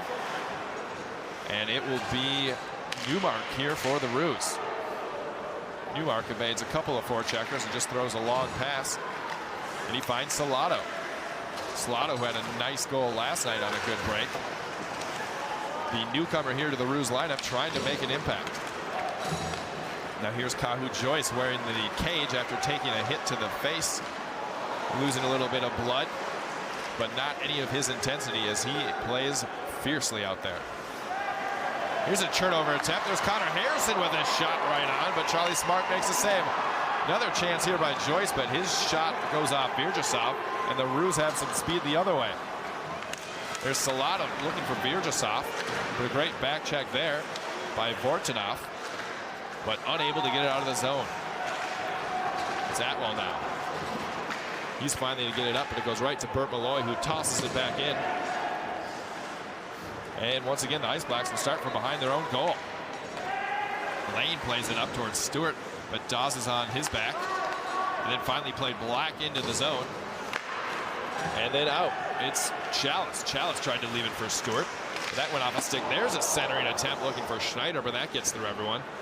And Harford will keep it in at the line. Schneider hops on a loose puck.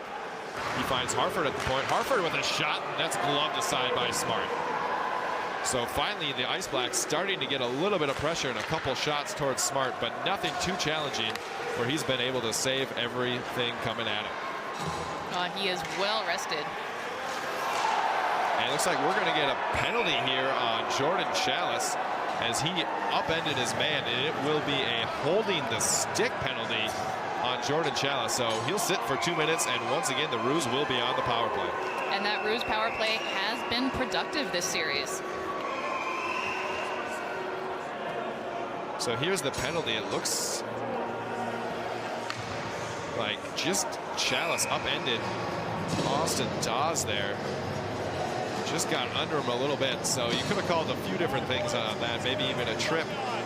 In any case, it'll be 2 minutes on Chalice, and we'll see this Roos power play go back to work.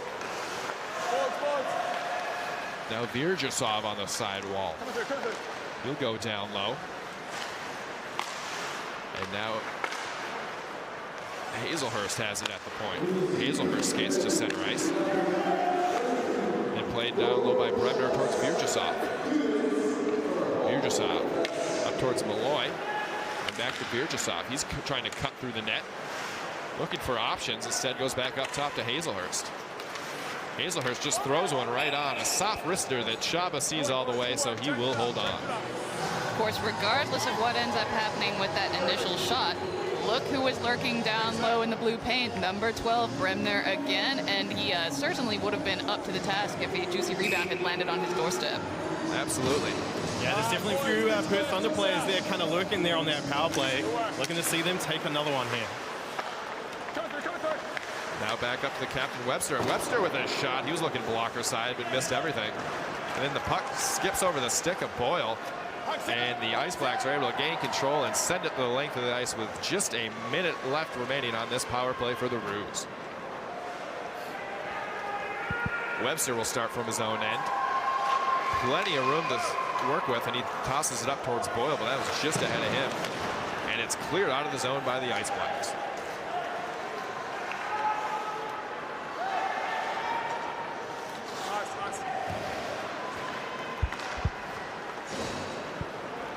Darge has it now for the Roos. He'll skate into the zone himself. Played along the near wall. And it goes up towards Webster. That's broken up by Hay. And now here is an opportunity the other way for Schneider. Schneider over to Hay. And it's just past him. The centering attempt now is broken up as he crashes into the wall. And it's Schneider trying to do some work on the penalty kill. Finally played behind the net. And a long pass attempt here that's broken up, and it goes to Schneider. And then finally Freer has it for the Ice Blacks as this penalty is nearing concluding to Chalice. And that will do it. We're back to 5-on-5 hockey here. And Jamie Woodman will take it up the ice for the Roos and play it down low, looking for Kieran Webster. Webster up top to Hazelhurst. Hazelhurst puts one right into the midsection of Stewart. But it's recovered by Kieran Webster. He makes a break towards the net, but that's knocked off his stick by Amston. And he has not much to do except throw it around the wall. Intercepted by Chalice, who gets it up towards Atwell. Atwell just tried to throw it at the net as he had a sharp angle to work with. And really not able to get much going on the Ice Blacks. Now Hazelhurst the other way with some speed. Hazelhurst puts one on goal, but he just slid that one wide. A good opportunity there by the fleet-footed defenseman trying to make something happen. And then a big hit on Virjasov as he took a pounding there with his head down in front of his own bench. Out of the far side, it's Harrison who skates up the middle of the ice trying to get around Hazelhurst. Instead, he'll go to the corner, but he's ridden off the puck. And then we have a whistle here, and a penalty will be assessed for an interference call. Yeah, I believe they're going to say that Connor Harrison was interfered with. So the Ice Blacks will go on the power play, and this may be exactly what they need to try to get some momentum and a few more looks on the goaltender, Charlie Smart. Indeed, and that is going to be Austin McKenzie, who is sitting for the Roos. So the call was that Austin McKenzie separated the man from the puck when the puck was not in the vicinity to be played, and hence the interference call. So on the power play here, it'll be Jordan Chalice. He'll play it down low towards Gavois, but that's intercepted. Played up but not out as the Ice Blacks maintain control. Here's a speed backdoor for Liam Stewart, the ever-dangerous goal scorer, misses the net. Now Schneider has it. He'll play it to Chalice. Chalice looking for something in front, goes backdoor towards Stewart. Here's a centering feed, rebound and a goal! It's Matt Schneider putting it home at the top of the crease, and it's a 3-3 game. And that whole play was actually started by Matt Schneider with that gorgeous behind the back feed to set up that cycling attempt. Matt Schneider measuring at least 6'7". That boy towers over almost everyone in hockey that we see down under in New Zealand and Australia. Often you see him try to hop over players. He tried to do it there again almost and takes a man once again. Boy, Matt Schneider, he'll be loving that, tying things up. So that's Schneider's second goal of the game, and that top line for the Ice Blacks continues to produce, and they are relying heavily on their production here in this series. That would be Schneider's 4th goal of the series as well. So he looks dialed in, which is what you'd like to see as a fan of New Zealand ice hockey. And we'll see if once again the Roos can respond, as we have seen them do time and time and again so far in this series. Perfectly matched dance partners. So here we have it, just 3 minutes 23 remaining in a 3-3 game here in the second period at Queenstown Ice Arena. And it will be the Roos trying to get some work done as Captain Nick Craig here gets confused by the puck, and it's Bert Malloy with it, tries for a wraparound, still loose in front, but unable to put it home is Newmark. So just like that, the Roos are back on the attack here, and there's a centering feed towards Newmark, unable to get it on goal. Now McKenzie drives towards the net. He couldn't get it through a slew of defenders. Instead, it's played up towards Strayer in the neutral zone. He gets past Boyle with a slippery move, then a sharp angle shot right on, but Smart is there to make the save. Gorgeous work there up the wing by Strayer. He's a slimy one on the wall there. Oh, absolutely. When you watch him play with the Sky City Stampede, it's like there's 3 of him on the ice sometimes.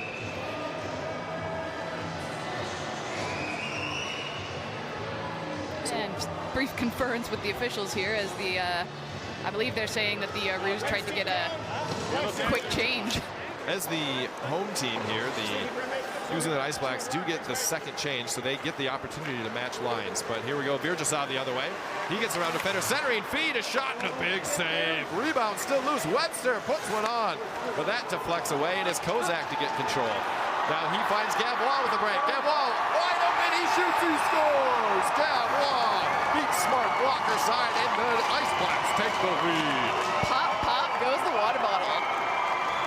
This is the end-to-end action that we were looking for when we see these two teams play each other. And Gavois with a nice deceptive play had Charlie Smart drifting back into that goal. Plenty of room to shoot blocker side, and he makes no mistake. And once you are down and in that position, there is nothing in the world. God himself could not bring you back up in time to stop that shot. His only hope was that Gavois would miss a wide open net, and he did not. So the Ice Blacks take their first lead of the game in a nice transition play on Kozak's second assist of the night. So a great debut for the Botany Swarm veteran. Kozak and Gavois have actually been a 1-2 on 2 goals now. So great to see Gavois with a couple and Schneider with a couple. So getting a little bit of diverse production here for the Ice Blacks. Now Miettinen for the Roos. On the boards, on the boards. Good play across towards Darge, trying to work with Stewart in the far corner. And there's just a shot right on. Took a funny hop in front. And it looks like we'll get a whistle as that was played by a high stick. So trying to redeflect that in front for the Roos, but it was played a little too high, and we'll get a face-off outside the zone. That power play has certainly ignited things for the Ice Blacks. They are playing a lot more awake than they were for the early half of period 2.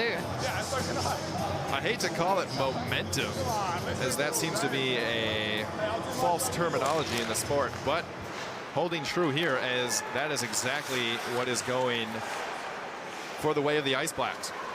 So we'll see how the Roos can recover after being scored on twice in a row, which hasn't happened since the very opening moments of the game yesterday.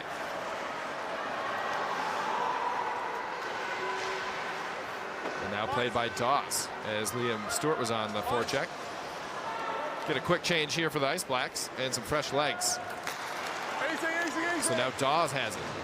He'll try to skate towards the center of the ice. Instead gives it to Hazelhurst, a shot right on, and then Miettinen forcing Chaba to make a save as he's looked much tighter here in the second period.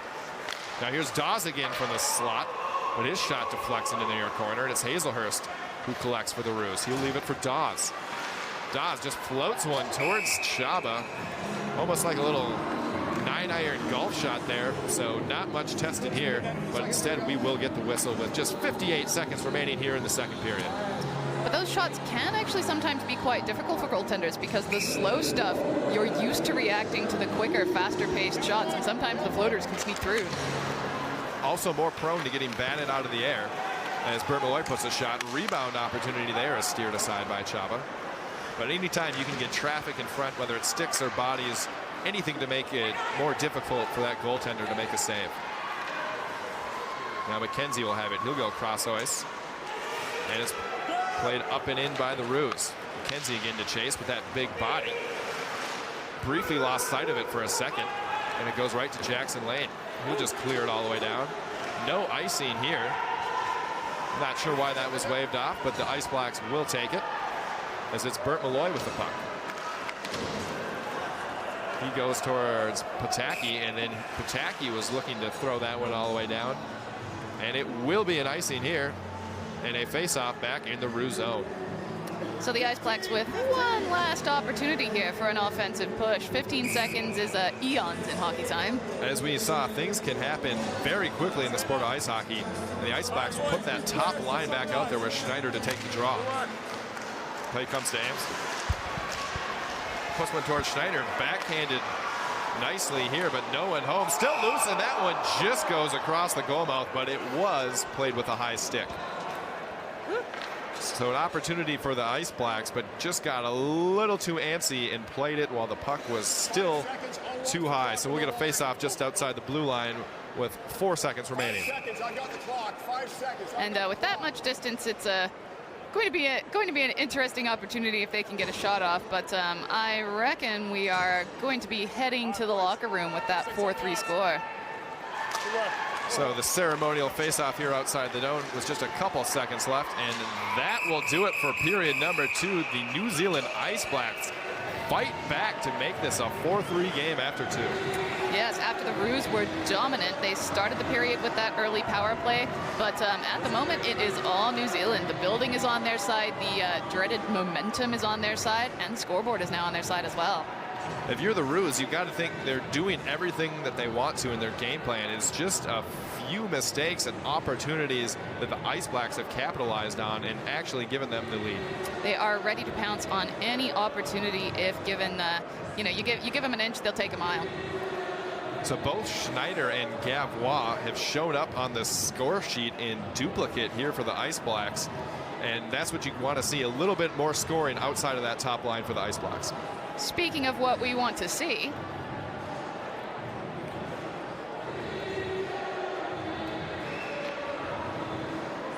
we definitely want to see a lot more here. So coming up in the third, you will see a lot more action between these two sides as the Mighty Roos try to claw back in, short a goal after dominating much of the possession here in that second period. So let's take a look at some of these goals from the first period. So the Roos got things started early with a sharp angle shot that was cleaned up by Naden as he went hard to the net and was able to put it home on a sharp angle shot that just got past Chaba. That great reach there by Naden. That puck may have trickled in on its own, but he was certainly not going to wait and see what happens. But New Zealand was able to respond nicely with this top unit out there as Schneider put in a sick wrister from deep to beat Smart on the glove side.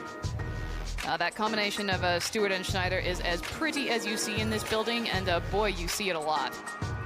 And much like the back and forth action that we saw, the Roos were back at it here, as they were able to put home another one that just seemed to elude Csaba Magos.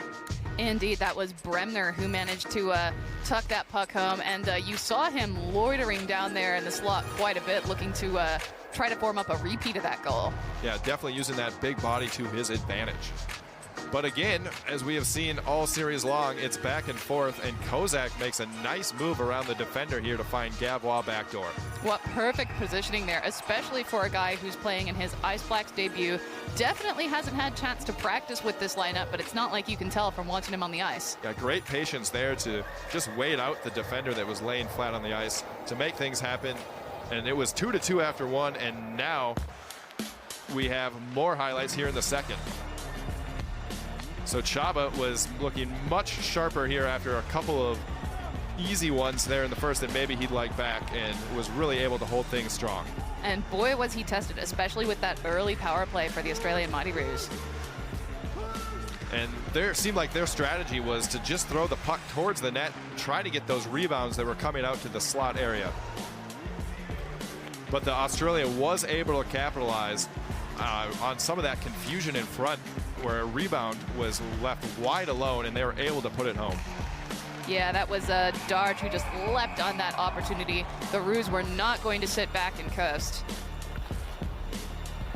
Here's another look at that as the rebound came straight out in front. Miettinen, look at that nice pass, no look between the legs, backhander, just putting it in the open space, letting Darge put home an easy one.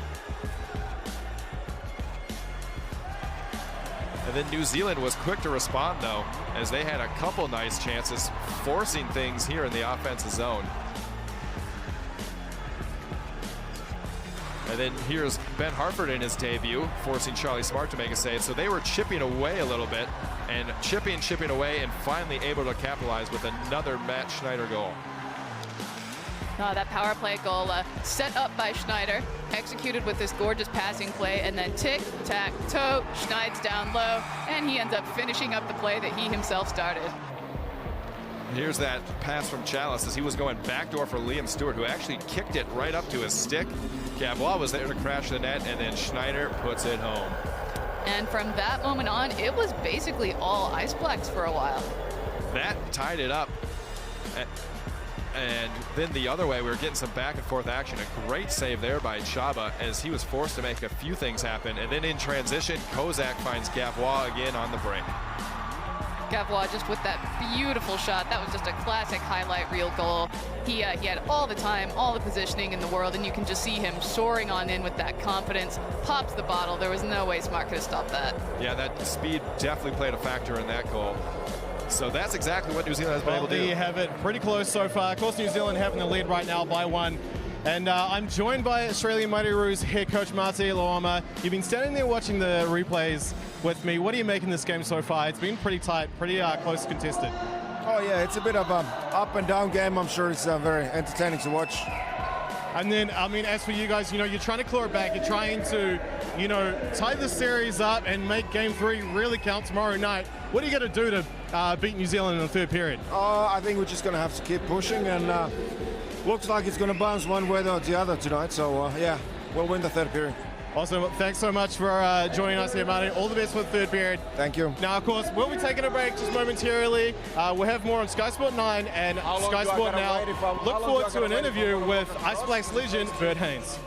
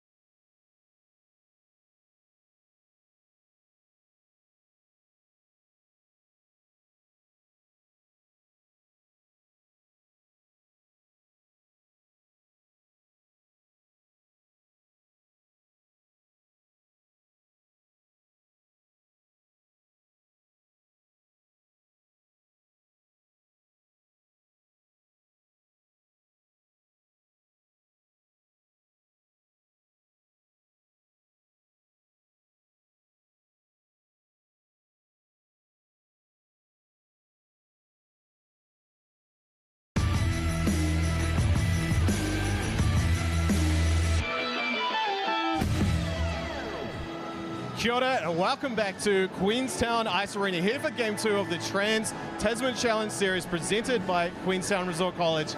And now while we're taking a break in the second intermission, I am joined by former Ice Blacks captain and local Queenstown legend, Bert Haines. Buddy, it is so good to see you again. Always love seeing you wearing the black. How good has this series been so far? Oh, mate, how lucky are we? What a game of hockey. Tonight, last night, the boys are all going. We're in for a treat. This is awesome. Yeah, you mean you can hear the passion there in your voice. You are a couple of seasons removed from hanging up your skates. How big was that decision for you to make? Mate, I like to say that things are just on hold. You know, you never know. We've got a couple of things going. Have a young family right now and young businesses. So you never know. Ice Blacks, I think, has run its course. Look how fast those guys are out there. Maybe sneak into the yellow jersey next year, but at this stage, moving away from it, it's a tough thing to do, but just feel so fortunate to still be involved with the sport.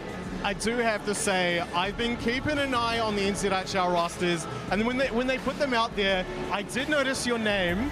And I mean, we see this a lot. We see it with the likes of Hayden Argyle as well. You say you retire, but you never quite fully retire. You just can't walk away from this great game, can you? No, I don't think you can. I think that's the thing, and until you're sort of in the wooden box, man, and I think they're going to keep putting us on those rosters. You know, it's a good way to kind of keep us thinking about it, and I suppose if there's an injury or a situation presented, you'd do anything to get back on the ice, wouldn't you? So you're always keeping yourself match fit, waiting for that call? That's the one. Now, of course, taking over the reins of captaincy with the Ice Blacks has been Nick Craig. How do you think the young guy from Auckland has done so far in his captaincy? Yeah, I think Nick's doing a wonderful job. I was really fortunate to spend quite a bit of time with Nick in my last couple of seasons there with the Ice Blacks. Nick's just a man of incredible character. He's just got all his values in the right place, and then that shows up with the boys. You know, like when you're a leader and you kind of gotta wear those trickier situations and make some tough decisions. I think he does right, and I think he understands what it takes to lead the boys. You know, and he's playing some great hockey. So I'm really proud of Nick, and I think that's a real win for the boys in black. And I'm pretty stoked for Nick. Now, speaking of, I guess, captains, assistant captains, we are missing a couple of guys here on the Ice Blacks. Normally, you might see Andrew Cox, and you'll see Paris Gino Hyde as well. Both unavailable for this series, unfortunately. So stepping up, wearing those A's, has been Matt Schneider and Jordan Chalice. But how do you think the guys have gone so far without having those two weapons? Well, first off, I gotta say a big happy birthday to Andrew Cox. Our leading scorer of all time, Mr. Andrew Cox. He's back in Perth, and unfortunately couldn't be here, but big shout out to him. But the lads that are stepping in there with Jordan Chalice, you know, he's one of the most capped Ice Blacks. So wonderful to see him putting an A on, and you know, starting to jump into that leadership role. He's just sort of been naturally coming up through the ranks, doing his time, and learning for some great guys that have been around him, both at a national level, but on his team up with the Botany Swarm as well. So wonderful to see him. And you know, Schneids, what can I say? Like, you know, natural leader. He's been doing it for years, and wonderful to see him get the opportunity to do that. I know a lot of the guys in the room really look up to him. You know, you know, most of the time they're competitors, and it's a fierce level of competition in the NZHL. So now that they get to be on the same team, they don't mind so much having that guy to lean on. Yeah, I think that makes for a nice change. I did ask Nick in the pregame, you know, what's it like being on the other side of things, having Liam Stewart as a weapon rather than facing him. I think he was pretty happy to have that guy on his side for a change. Now, you've played in this series yourself before. How important is it to the Queenstown, like local Queenstown hockey community, to have the Ice Blacks and Mighty Roos coming here annually for the Winter Games? Oh, mate, it's just we're just so fortunate. I can't stop saying that, you know, like it's a real important weekend on the calendar. I think we're just so lucky to be able to see top-level hockey, and I think that we're doing it in the right place. You know, like Queenstown does quite a lot to make way for the evening games. You know, games at the right times where we find some harder ice times up in Auckland or Christchurch and stuff. The Queenstown people really embrace it. They support it. That's 3 sold-out games on the trot. You know, they love it, and to be able to see the game at this pace, you know, the Stampede have brought a real high level of hockey over the years, but then to have this series come in and now become like a staple with the winter games, man, it's fantastic. I tell you what, it's the people enjoy it and they support it, and we're doing it at the right spot. Yeah, absolutely. And speaking of how well the Ice Blacks have stepped up against Australia, the Aussies are, of course, a division up in the IHF World Champs, up in there in Division 2A. Now, with the way the Ice Blacks have been performing in recent years against these guys, do you think the Ice Blacks would stand a chance there in 2A? Yeah, I think that's the ultimate goal for us. We know what we're capable of. We'd love to have an opportunity to put a full team together. You know, that was one of the things we always talked about. Like, if we had the funding to be able to keep these guys coming back year after year, you know, unfortunately we're always missing that one guy. You know, it kind of feels like, you know, a guy that's, you know, going to school or has started a business or started a family. I think we got all these young talented hockey players. You know, if we could get them all on the same team at the same time, we belong in 2A. I believe that. Like, we've flirted with getting out of 2B. But each year, it's just that one step or that one player off that would complete the team. Yeah. And then if we got into 2A, maybe that would excite a few guys, or we'd get the funding, hold on to a few more guys. And I think the team is a 2A team. That's where we need to get to. I believe. I think that's. I mean, we're on the crest right now. We're almost there. Yeah, absolutely. Those silver medals, they're racking up. They're starting to hurt. I tell you, I mean, I traveled with the guys and they got bronze this year, so that was a bit unfortunate for them. But with this series, you know, we're seeing this place packed out. As you said, it's awesome, all 3 games. Is this really pushing and promoting New Zealand ice hockey? And for people that are watching live now on Sky, what if their kid wants to play, what's like those first steps they have to do? Oh, you're Christian. How do we get them involved, right? And I think that, like, this is the first step, is getting exposure, right? We need people to see that we've got this exciting sport right on our doorstep and that it's available. They just need to get into their local rink and ask around. There's plenty of great coaches that are in the system. There's amazing programs at every level. You know, I know here in Queenstown they've done a great job with bringing in heaps of gear from Canada and the US and everywhere they can, and they've invested in getting the coaching, and you know, it's just it's getting more and more accessible, and I think the game's getting, you know, it's getting faster, it's getting safer. It's just so appealing. This is a Kiwi sport. Like, you know, the Kiwis, this is it. There's, you know, rugby on ice almost in that sense. It's hard, it's physical, it's fast, it's skill. It's just so many of the great elements. And, you know, I know our Kiwi kids would love it. So it's good to see it's growing slowly, but I think, you know, a little bit of injection would help, and I think some parents just need to, you know, take a shot at it, and you know, it's just waiting, and I think it's in growth. All right, just quickly, for the people at home, they might recognize your face. You've done a couple of national TV ads. What's that transition like, going from hockey player to model? Well, I wouldn't know, mate. I hate to say I wouldn't call myself that, let's be honest. No, just super fortunate. Again, this Queenstown community, Queenstown's the biggest little city. You know, we're just fortunate to have a few things that roll through, and you kind of chuck your hat in the ring, and every now and again you pick a winner, and I've been so fortunate to get a couple of those. They're quite funny, aren't they? You gotta love how humble you are, mate. Thanks so much for the time. There you have it. Bert Haines, former Ice Blacks captain. Let's say half Kiwi, half Canadian. He's just true blue. Love him here. We'll cross him back to Joel and Casey in the commentary bunker. Thanks for that, Logan. We're getting ready to start the 3rd period of action at the Queenstown Ice Arena, and a very competitive first 2 periods of play. What'd you say, Casey? A very competitive first 2 periods of play after a hyper-competitive first game as well. So, at this point, the series title is in contention. If the Ice Blacks can hold on for 20 more minutes, they will come away with that Trans-Tasman Challenge Cup. So, Joel, who's your pick for the hero who stands up for the Roos? The Roos definitely have to get something going, and I'm really liking what I see from that Kieran Webster line and the work that he's putting in with Vadim Birjasov. Those two have a really good connection. They're maintaining possession. They're getting some shots and creating some opportunities right in front. So I think those 2 players can really make an impact here in the 3rd. Kieran Webster, yeah, he is one of the players on that Roos lineup who has some experience playing overseas. He's played in the USA as well as in Switzerland. He is a great choice if someone is going to quarterback the comeback effort. I think I'm going to go a little bit with a more seasoned veteran. My pick is Bert Malloy. Another player with overseas experience. overseas experience and heaps of experience playing for Australia as well. This guy's got he's got a resume that's a mile long. He won the double IHF gold with Australia in Mexico City. He is a 3-time Goodall Cup champion.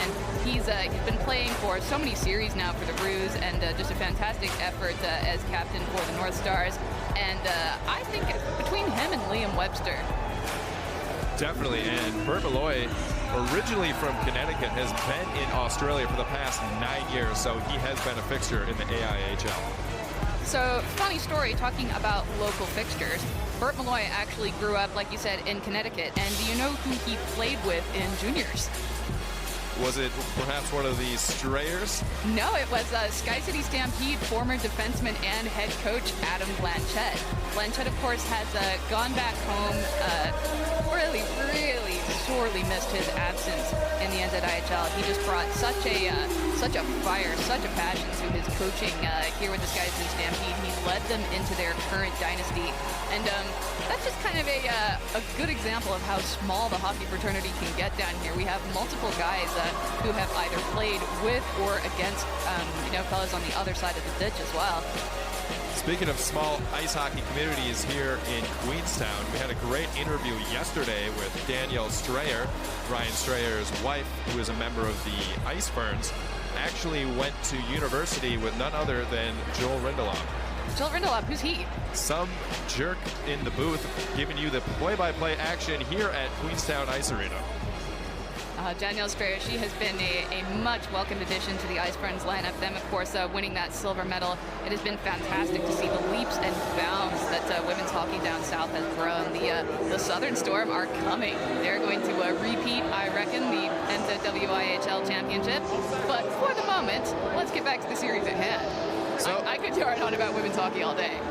We'll save that for another occasion, as we have a third period here to play at Queenstown Ice Arena. Winner of this game, if it is the Ice Blacks, will take home the Trans-Tasman Challenge Cup. If not, we will have a deciding game tomorrow night here on Sky Sports 9. Puck drop at 7 p.m. Either way, that game will be played, so tune in for some great hockey either way. And the Roos will try to get the pressure going here in the third. Down a goal, needing to get something going, and it's Liam Stewart with the puck instead. He'll play it up towards Chalice across the line, but just a little too quickly as Matt Schneider just a step ahead of the action. Yeah, it's almost not fair to expect Matt Schneider to play by the same offside rules as everyone else, because he takes one step and he's halfway across the rink. That is the disadvantage of having legs far too long. So we'll get the second line out here for the Ice Blacks. As well as the Roos, it'll be Dawes to take the draw for the Roos. And the Roos win it back towards Woodman. He's got room, so he'll skate it himself. Tries to get it up towards Dodge, who just softly places it into the far corner. And Mietten into chase. He puts a body into Craig. And Dawes is there to help out. Craig spins off him and just tries to keep it out of the zone, but Woodman with a nice play to keep that in. And now it's down low for Virjasov. Virjasov is able to steal that centering feed. Gets out in front. Dangerous there, so Chava Magos will cover that up for the Wizard. Quick little cover there. Definitely the right call. Down a goal are the Roos, so they have 20 minutes to try to get something on the board. But the way that things have going, it may take more than one goal.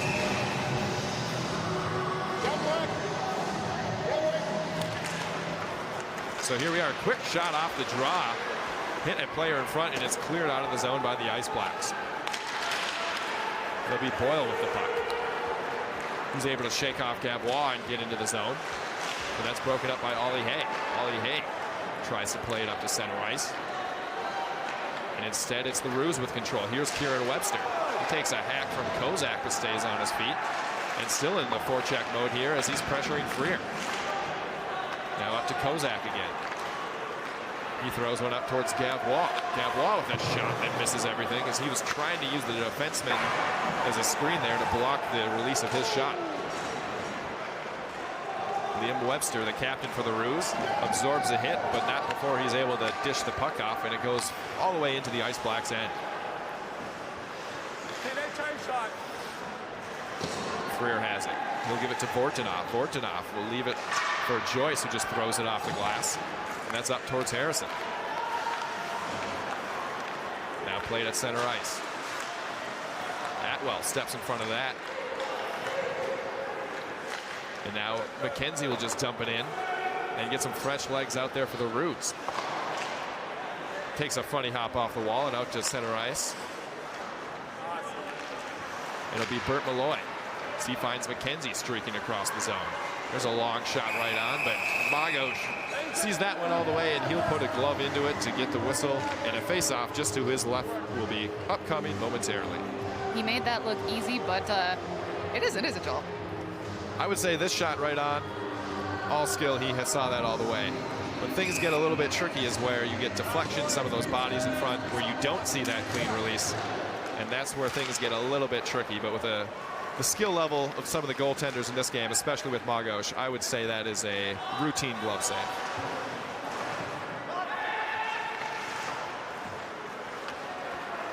Now the Roos are able to punch it out of the zone. And on the far side, it's the defenseman Woodman. Centering feed there. Was looking for Dawes, but that was off his skate. And now it's Schneider with it. He's pestered by Woodman. He's able to put it behind the net for Harford.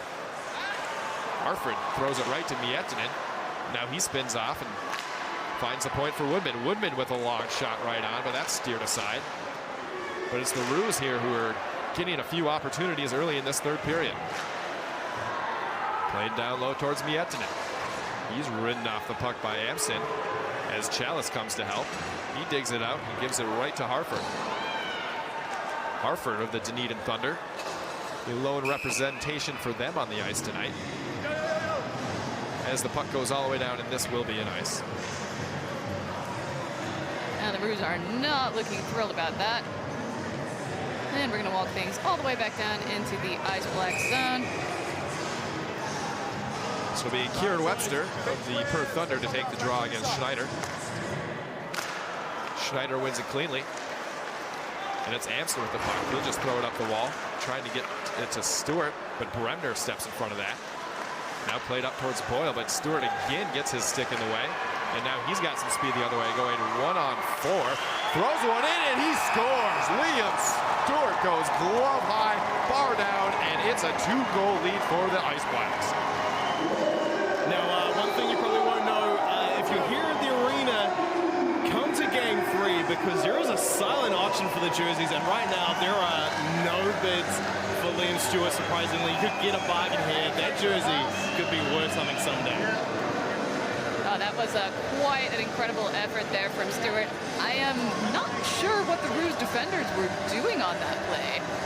Definitely gave him way too much time and space, which is something the Roos were trying to cut down on here, especially for a dangerous player like Liam Stewart, who is a threat to score all over that offensive zone, as we just saw with that absolute snipe just under the bar. And that missed pinch cost him. So the Ice Blacks now up 5-3 with 16 minutes remaining, and the Roos will have to do double duty here to try to get something going. But that is what we've been seeing all series long. The Roos putting in the work, getting some opportunities, but it's the Ice Blacks who capitalize on just one or two quick mistakes. Now up to center ice, it's Ellis. He's able to dish it up forward towards Kozak. Kozak with a shot towards the net, but that deflects off a stick up into the netting and out of play. Kozak is definitely making himself felt in his debut series. We have mentioned him a few times. A couple of big apples, and he's getting some nice shots off as well. Definitely playing with a lot of energy. You got to feel he's got heaps of excitement coming into his debut here for the Ice Blacks. So we Harrop to take the draw. And he wins it to Gavois, but he's not able to get much on that. And the Roos will try to get it out of the zone. Now up to center ice will be Virjasov. Virjasov across the red. Couldn't quite get around his defender as Harrop was there. And it's played into the zone for Freer to collect. Freer over towards Hay. Now back to Freer with Virjasov right in front of him. He'll just go to Harrop, who has to bat that out of midair. And he plays up to Gavois. Gavois, there's a shot. Looks like a shot pass for a streaking Kozak. Tried to find him backdoor, but looks like he fooled everybody, and it sailed into the corner. Those two are feeling it tonight. Definitely a good dynamic for each of those players. The Ice Blacks may have found something there. It'll be Jackson Lane for the Ice Blacks. He'll put it onto the stick of Harrison. Now over to Kahu Joyce, wearing the cage after taking a shot to the face last night. He loses control of the puck, and it's Bremner who played over to Woodman. Now Hazelhurst gives it right back to Woodman with some pace. Woodman gets around Lane, cuts towards the net, and a big save by Chaba sliding across. Great well opportunity. defended there. Now Woodman, he avoids a hit from Harrison, who's a strong body, not afraid to throw his weight around. Played back towards Lane. He's looking for Vortinov, who had a Roo on his back, so he'll just tip it up and out of the zone and get some fresh legs out there for the Ice Blacks. Liam Webster has it. His pass is deflected. Now it's a race for the puck. It's Hazelhurst, the defenseman, trying to do a forecheck. And played to Schneider now. Schneider with Darge on his back. He gets it over to Stewart. Now Stewart into the zone. He takes a shot right on, and forcing Charlie Smart to make a blocker save, and that caroms up over the glass for the whistle. Lucky bounce and deflection there for the Roos, because Stewart was sailing in, hunting for his own rebound. Stewart, always dangerous, actually used a little bit of a screen there from the defender. As you saw on that angle coming down, it was hard to time the release of that shot, and it had some pace just hitting the blocker of Smart. So good positioning there by the Aussie goaltender to keep this lead at 2 goals. Now here's a turnover for Schneider in the slot, but Dawes is able to break that off him, and now it's Miettinen the other way. He's trying to get around Amson. Instead he'll just play it behind the net, and it goes right to Harford. Harford up the wall, looking for Chalice. He had some pressure, so he'll just give it right back to Amston. And with heaps of time, he'll play it over to Harford.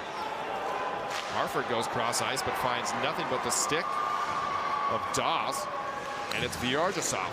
But he absorbs a hit from McKenzie, knocking him off the puck before it's played to Boyle. Boyle with a long shot. Rebound comes straight out, and finally out of the zone, as the Roos were trying to put more pucks on net and get some crashing towards the net and hoping for something here. There's another play towards the net.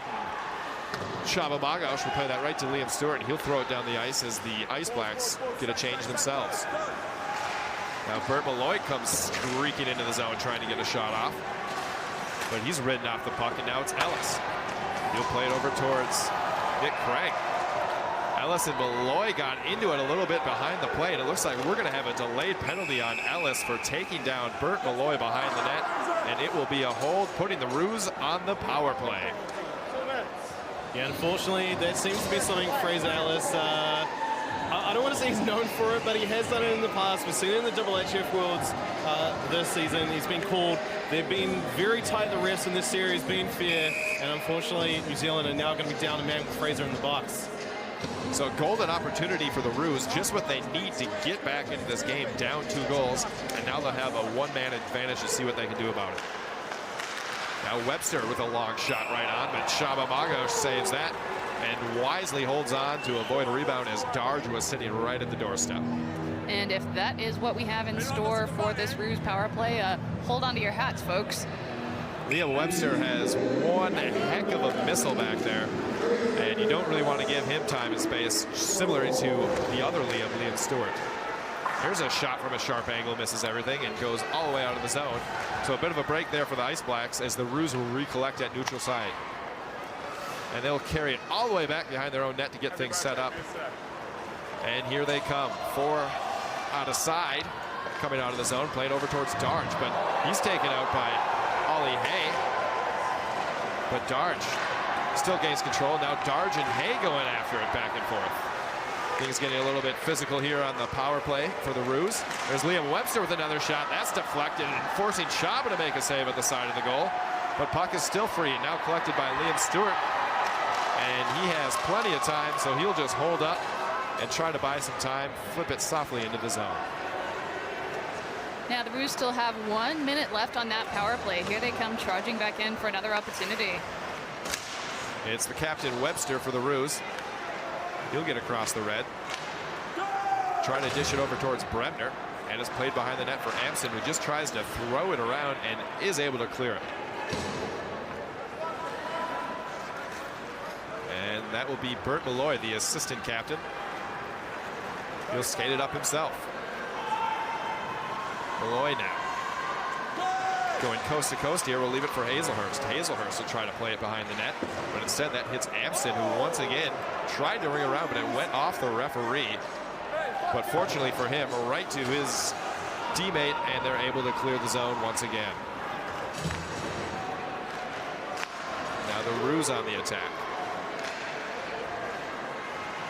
Centering feed there with a little fancy footwork, trying to get it to Vyarjasov, but unable to get the trigger as Chaba was looking the other way, and a good opportunity there for the Roos. That puck just skipped right through the crease. And now Fraser Ellis out of the box took a big hit from Bert Malloy, and he is got some pace on his feet as well. Vyarjasov has it now. He's looking up ice, but instead that hits Nick Craig. Now Gareth McLeish will try to get it up to center ice, but Hazelhurst is there. Now Hazelhurst with the puck. Gets around 3 defenders, but not the 4th as Connor Harrison takes him off the play. And it's the Ice Blacks the other way with Atwell. Trying to hit Harrison, but a nice play to break that up was Hazelhurst. Otherwise, the Ice Blacks were coming in hot. Down low, the Roos below their own net. Waiting at the moment, changing up a few skaters. And they will opt for an east-west pass that doesn't quite connect there, and they're going to have to give it another go on the zone entry.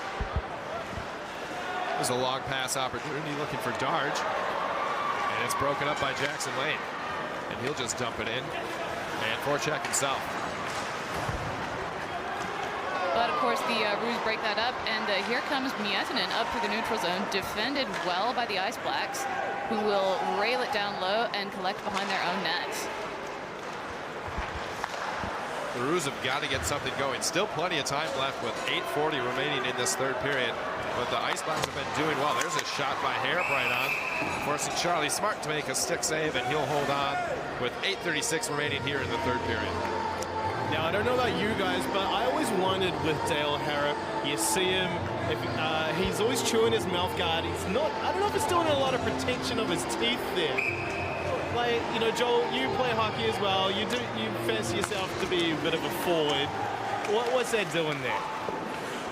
Well, I gotta say, it's helping him focus here. This is his nervous tick when he's on the ice. If he's got the mouth going, it helps his hands settle in. So it's all mental here with Dale Harrop. Face off here to the left of Smart. He takes a shot from Stewart. Forced to make a save there. Now it's Chalice. Stewart collects in the corner there. Now a centering feed is deflected by a Roos defender and all the way down, but no icing here, as it's Amston who goes off the near wall. But that's intercepted by Hazelhurst, who seems to be all over the ice here tonight, whether it's at forward or attacking in the D. And then a big hit here on Jamie Woodman as his head got sandwiched into the wall, and he's slow to get up. Now Vyarjasov the other way for the Roos. Vyarjasov cutting towards the net, but Chaba makes a big save. And now we have a penalty here, maybe on Vyarjasov, as he got a little too close for comfort on Chaba Magos. Let's go, Rob. Let's go. But we'll find out. Here's that big hit from Webster. And he sandwiched them in the boards there. Oh, he's feeling that one. Bit of hard to get up after that as the Ice Blacks in the man advantage. No, it looks like we have a hooking call on the Ice Blacks instead. So excuse me, earlier it will be the Roos back on the power play with another opportunity to cut into this 2-goal margin. Indeed, that'll be Matt Schneider sitting for 2 minutes. So it'll be Darge on the far side. He'll go up towards Webster. Webster with a shot right on, trying to get through a screen, but instead hit Dawes in front. Now Darge is taken to the ice by Craig, and it's played by Miettinen. Miettinen down low towards Darge. Now up top to Webster. Webster with a long shot that's broken up by Strayer. Now Strayer with some speed the other way. One-on-one with Boyle, but that's sealed off nicely, and the Roos will recover from their own end. There's a shot right on, blocked and another chance. And Liam Stewart now getting after it with Fraser Ellis. So tensions are getting a little heated here in the third period. Yeah, that almost seems a little unbecoming there of Captain Liam Webster, although doing the mature thing and just skating off. Hopefully we'll see if anything comes of that later on in the game. A couple of great back-to-back chances there for Fraser Ellis, but Webster just took offense to something there. And Fraser Ellis is just like, what? What's going on? Every hockey player in the history of the sport has said that after a penalty, though. I'm not at fault here. What are you talking about? I didn't do anything.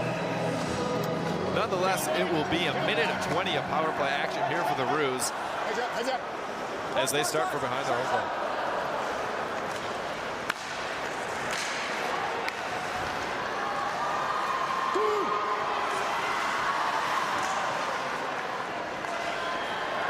And that's Harrop who intercepts it. And he goes over towards Kozak. Kozak having a strong game here for Roos. Tries to put one on net, and it does make it through to Smart, who's forced to make a save on a bouncing puck. And now it's Hazelhurst for the Roos. He'll skate into the zone. And he's knocked down by Ollie Hay. He puts a body into him. The puck is held closely in the far wall. Now finally broken free, looking for Dards, but that pass was out of his reach. And he was not all that happy on the pass itself. Now here's Fraser Ellis with some speed on the forecheck, forcing Bert Malloy to try to make a play. And he is able to get it off to Boyle. Boyle, cross ice, finds Darge. Darge with just a little room trying to catch Chaba napping on the short side, but he misses everything. Now Darge again trying to regain possession. And it's Dobbs, but he falls to the ice and the puck is underneath him. Now played up top, it's Hazelhurst. Hazelhurst finds Dawes. Dawes shot right on. Still loose here in the slot dangerously. And is played to the near corner for Hazelhurst. Back to 5-on-5 action here as that penalty expires. And then Liam Webster with an angle that just deflects off a sliding Liam Stewart over the glass, and we get a whistle. Oh, that's got to be frustrating for Australia. They're doing so much right at the moment. They are getting in close. They're getting those near chances. They're making Magash work for those saves. But the pucks just don't seem to be bouncing their way at the moment. Other than a few opportunistic plays early by the Roos, a lot of these shots have kind of come from the peripherals, and they haven't been able to get too many clean looks. And when they have, Chaba has stood tall. Now played in the far corner, it's Kahu Joyce who throws his man down as that's Newmark hitting the deck. And it looks like we're going to get a hand pass here, as it was played by the hand to another teammate of the Roos, so a face-off outside the zone. As we are just about entering the final 5 minutes of play, you have to wonder, will the Roos coaching staff opt for a way early goalie pull if they have the opportunity? What is there to lose? Only the Trans-Tasman challenge, Casey. And there's a sharp angle shot by Jackson Lane with a precarious rebound, but that's cleared out nicely by the defense of the Roos out to the safe and center ice. And now Ellis with the puck. He'll try to get around Newmark. And instead it's played back low. It'll be Stewart. Played into the zone as Chaba gloves that out of midair. No pressure here, so he'll just leave it to the captain, Nick Craig. And now Nick Craig will play it up the ice. Up to Chris Eden, who throws it in. And then Strayer's the first man in. Played up to Gareth McLeish. That's intercepted by Boyle, or Pataki, excuse me. Now Pataki will go on the forecheck. Kieran Webster also down low. And it's played over towards Strayer. Strayer has it now with a bit of speed. And he'll bring it into the zone. Shot right on, but Charlie Smart is there and he deflects it up over the glass. And we will get a face-off here in the offensive zone for the Ice Blacks. Ice Blacks here are going to be taking the opportunity to change it up. I imagine we are going to see a lot of the top line here to round out the final minutes of this game. Absolutely. The Ice Blacks have been relying on that top line heavily, and they will do so here to try to wrap up this game and take home another series victory against the Roos. But still plenty of time left here with just over 4 minutes remaining. And there was a pass attempt from Hazelhurst behind the net, but the attacking Ice Black was able to bat that out of midair, send it straight into the ceiling, and we will get another whistle. officials quick to intervene if it looks like any sort of exchanging of pleasantries is happening down there at center ice.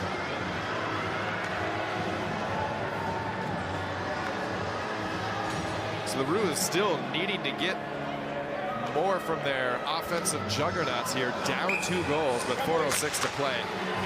And it will start right here with Rob Hazelhurst. He'll play it up towards Woodman, who's back on the ice after taking that vicious hit from Liam Stewart. And he has the puck on the near wall. Woodman will play it down low towards Dawes. And then finally makes it way back up to Hazelhurst. He goes to his deep partner, Woodman. Woodman tries to slide one towards the net, but Amston gets a skate in front of that. But he's unable to clear it. Now Darge gains control of the puck for the Roos. Plays it up towards Dawes. He'll throw one right on, but that hit the back of Hazelhurst, and it's cleared out of the zone. Lots of clutter down there in front of the net. Now Hazelhurst again throwing it towards the net, but Chaba makes a nice blocker save to steer that to safety. And it's Ollie Hay behind the net. Hay will throw it on the wall. That's kept in nicely by Hazelhurst, who evades 2 defenders. Getting it to Miettinen. Miettinen throws it towards the front of the net. No one home. And it's Newmark. He'll play it down low for McKenzie, who throws it across ice. Over to Hazelhurst. And then finally just chipped out of the zone for a little bit of breathing room. But only momentarily as the Roos gain possession in the offensive zone again. Hazelhurst again. Gets it over to Liam Stewart. or Webster, excuse me, with an opportunity there from the top of the circles. And it's cleared out of the zone with just 2.5 here to play and a 2-goal lead for the Ice Blacks. Miettinen now. There's a shot opportunity blocked by Kozak. And it goes right to Virjasov. Virjasov and Gavois going at it behind the net. But it's Virjasov. Great puck control, using his body to shield the biscuit. Trying to make something happen from behind the net. Still with the puck is Virjasov. Finally ridden off him, and it's Dale Hare who brings it into the offensive zone. And he'll just try to throw it in. But that goes right to Boyle. Now played to the far side. And it's Kieran Webster who tried to get into the zone. Manwaring trying to put some pressure on, but they'll have to touch up as they were in offside. Now Freer behind his own goal. He'll play it up towards Schneider. Schneider up off the wall. Just gets it out to mid-ice. And once again, the Roos will retreat from the neutral zone. Some more dump and chase tactics here. This is Manwaring coming in hot. Loses control of the footing, and it's Liam Stewart the other way for the Ice Blacks. Now Stewart with some speed, 2-on-2 with Schneider. And there's a shot right on, but it looks like the Ice Blacks came in offside, and we will get that whistle and stoppage of play. Lucky break there for the Mighty Roos. 1 minute and 10 seconds on the clock. Australia is running out of time. And that's the quick transition that we have seen from this top unit, especially with Liam Stewart, where they can put on the jets, get some speed going, and create opportunities in a flash. Absolutely, and we are going to have a timeout here. Wise call there by the coaching staff. Good call. Let's have a check. Yeah, pull it in the air. So it'll be a timeout as each team is allotted 1 per game, and the Roos will take a break to think about this, try to draw something up. And one thing they're likely discussing is when are they going to be able to pull their goalie for the extra attacker. Exactly. So if you are watching this ice hockey match, if this is your first one, anytime during the course of play, the coach can actually pull the goaltender from the goal in exchange for an extra skater, a 6-5 advantage. However, that does have some downsides, as we saw last night with that beautiful goal scored by Jordan Chalice from that feed off of Stewart. Yeah, he made no mistake about it with that close to the net and no goaltender in. But it looks like they'll put Smart out, at least momentarily, with the face-off close to the offensive zone for the Ice Blacks. And if the Ice Blacks can hold on for this near minute, they will take home the Trans-Tasman Challenge Cup for the 2nd year in a row. So this would be a huge opportunity here for New Zealand ice hockey. Of course, either way, we will play a third game tomorrow night here on Sky Sport 9, 7 o'clock puck drop, so tune in either way for this exciting ice hockey. And Hazelhurst will have it now for the Roos. He finds Darge. His shot is blocked by Liam Stewart. And it's played over to Woodman. Woodman with a shot, who again gets his puck blocked by Liam Stewart, who seems to be everywhere here for the Ice Blacks. And this will be a 6-on-5 opportunity here for the Roos, who have pulled their goalie Charlie Smart for that extra attacker. And it's Dawes has it. He finds Virjasov. Virjasov centered feed towards Darge, but a great glove save as Chaba Mago snatches that out of midair and keeping this a 2-goal game. Ooh, he had to do the full jumping jack to get his glove on that, but just perfect execution there. Australia's just got to be frustrated, even when they manage to break through the Ice Blacks' defense. Magos is just stonewalling them. So just 22 seconds remain here with the empty net for the Australian Mighty Roos.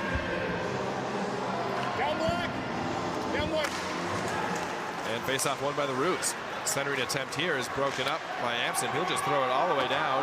Misses, but Benjamin Gavois is there for a tap-in, but he hits nothing but iron on the open net, something that I'm sure he'll hear much about later.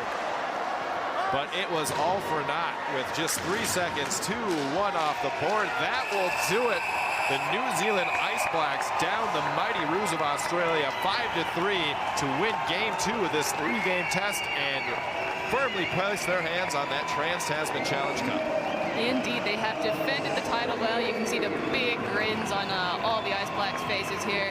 This is a great victory for them because last year was actually the very first time that New Zealand had ever beaten Australia in a series in ice hockey. And they defend that quite well here in 2019, and they did it via comeback. After getting down early, they fought back, and eventually took that lead in the second period and didn't look back. They studied that ship quite well. So congratulations to the New Zealand Ice Blacks, who got the lone goal that period and was really kind of an insurance goal that gave them a little bit of breathing room, which they were able to maintain to the end. Indeed, so we had that 6-4 victory yesterday and a 5-3 victory today. The third game, of course, will be played regardless of the fact that the Ice Blacks have claimed the series.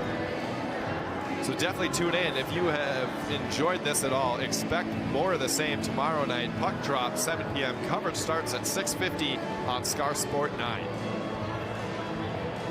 Indeed, and last year, of course, the Mighty Roos were able to pull out the W for that third game. They were not going to lie down and let the Ice Blacks take that sweep. Yeah, you never want to hear that term if you're in sports, and that is the clean sweep. So they will have a lot to fight for in that third match. Indeed, it was Liam Webster who ended up quarterbacking an amazing comeback effort there. They were down at one point by 3 goals, and Webster just about single-handedly dug them out of it. It was one of the most impressive individual performances I have ever seen in hockey. New Zealand firmly letting their Trans-Tasman rivals know that they are here, they are a fierce side, and they are to be reckoned with in the ice hockey scene. So after that performance, who stood out for you the most on each side? I actually have to say, for the New Zealanders, that dynamic duo of Kozak and Gavois really surprised me, and we are going to see a lot of them in our highlights package. Yeah, let's see all the work that they did. The Roos were able to start it out, but as we had Liam Stewart on the break here, watch this goal as he puts it in from a sharp angle, beating Charlie Smart, and it looked like he had no idea what he saw there with Stewart going coast to coast. Now it just looks like everyone else is skating in slow motion, and the way Stewart is able to just sail around them, he made that look so easy. Definitely a dangerous player all over the ice is Liam Stewart. Of course, Australia tried to get a lot going here as they were down 2 goals after that 5-3. So they were funneling pucks towards the net, and Chaba was there to make the save as he finally settled in and really made some nice plays all over that ice. Yeah, it was certainly not for lack of trying on the part of the Roos. And we did see some bodies thrown around, most notably here as Liam Stewart puts a fierce amount of weight right into Jamie Woodman. And the Roos were returning the favor all over the ice. And then even when the bodies were flying, the pucks were as well as Chaba Magos stood tall for the Ice Blacks. Indeed, we talk and talk and talk about Rick Perry, but Chaba Magos has definitely been one of the up-and-coming goaltenders to watch. And then Benjamin Gavois there for the hat trick.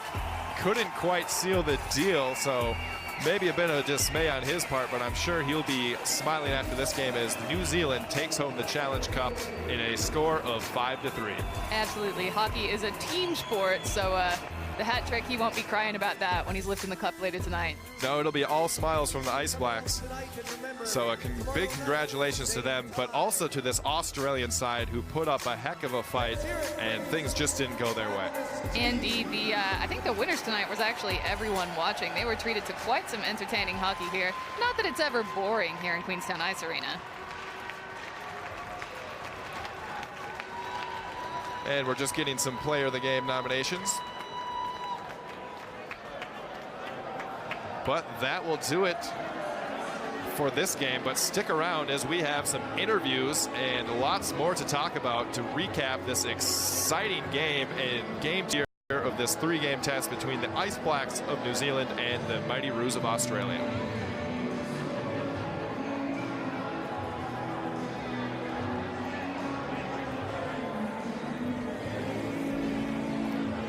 All smiles for New Zealand at this point.